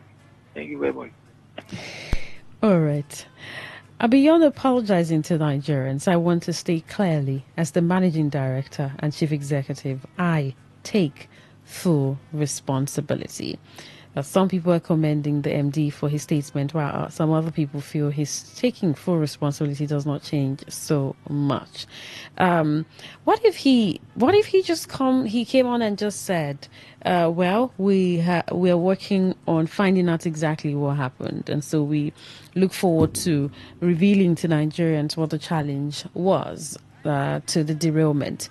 But saying I take full responsibility even before finding out what was the cause of the train derailing, is that not empathy enough? Is that not responsibility enough? just like you would wish that some of the leaders did, or you think that at the shout of any challenge, immediately one should just say, "Oh, I'm resigning." Is that what it is? Is this not a good step for the NRC and then for the managing director of the NRC? Hi, good evening. Yeah, said they claim the responsibility. He's supposed to resign. If he says attack community, the first thing he's supposed to do is extract all of the environment. Hello, are you there? Since he agrees to taking full responsibility, the right thing to do is resign. Is that what it should be? Resignation? And I mean, a lot of things have been said too as to what will be done.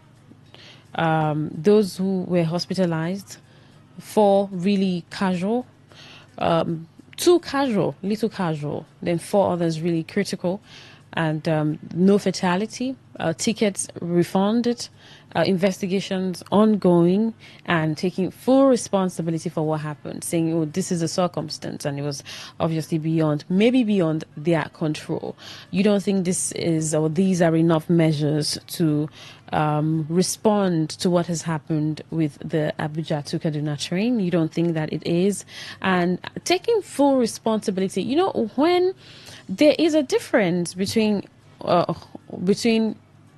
standing out and observing what has happened and then saying, "Oh, we are here, we are in it, and because we are in it, we are going to see it to the end." So because I am leader, because I occupy the space as the MD of the NRC, I'm taking full responsibility, even when I don't even understand what has happened. You don't think this is good enough? Hi, good evening. Well, that call dropped. Right. Let's see. Dial again. 0810-9510-951. That's the number. Hello. Good evening. Yeah, how are you doing? I'm doing fine. How about you? Yeah, I'm doing great. All right. I'm Sam calling from Port Harcourt. All right, Sam. Sam, I can hear you. If you can hear me. Hello, can you hear me? Yes, I can, Sam. Please go on. I think the governments are really taking the citizens for granted. Payment of medical bills. I don't see how they need to take full responsibility. And it's our time citizens take up some of these issues. It's not just you allow them, get over it the way they are doing it. How much is the medical bill? And if you check properly, before you know, they will just abandon them in one of the hospitals. They need to take it off. Well, they haven't done that yet. They haven't been abandoned in the hospital.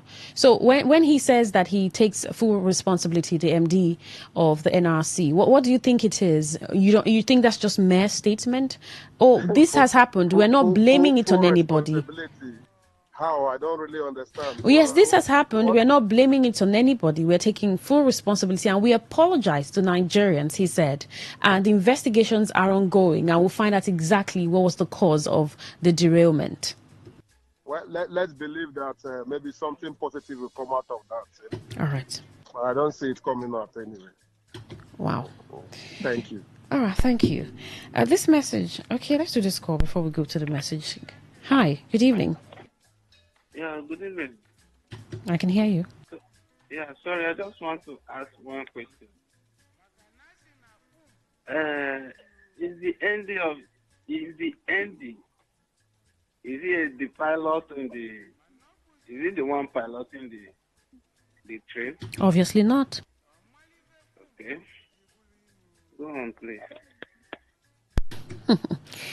All right. This message says, taking full responsibility is the new language in Nigeria now, just like when people do whatever they want to do and still come back to say, "I'm sorry." However, don't tell anybody to resign. Nobody resigns in Nigeria. To resign would mean taking food off the person's table, except you have a new job for him or her. Taking full responsibility should mean to prevent or ensure it does not reoccur. J for magic. All right. And that assurance, right, that this doesn't repeat itself again. Well, let's wait for the investigations. Let's wait and see what happens with the outcome of the investigations. All right, we'll just see as that turns out. But one may just be wondering, okay, well, this is commendable, if it's the new language or not. But then, saying we take full responsibility, we understand what's been going on, and we're hoping that it gets really better, and yes, really better with us, with the NRC. Well, while we wait for that investigation to come out, to come on board, we'll follow up with the story, and of course the NRC releasing whatever it's found as the reason for the derailment. Thank you for your messages on the thrill. Thank you for your calls. 10 p.m. would take the news, the world news, would later see what's happening in the world and focus on Africa too here. And afterwards, 11 o'clock, will be Lovey Dovey. So do stay right here with us as we take you through the journey today. I'm Queen Chima. Good evening.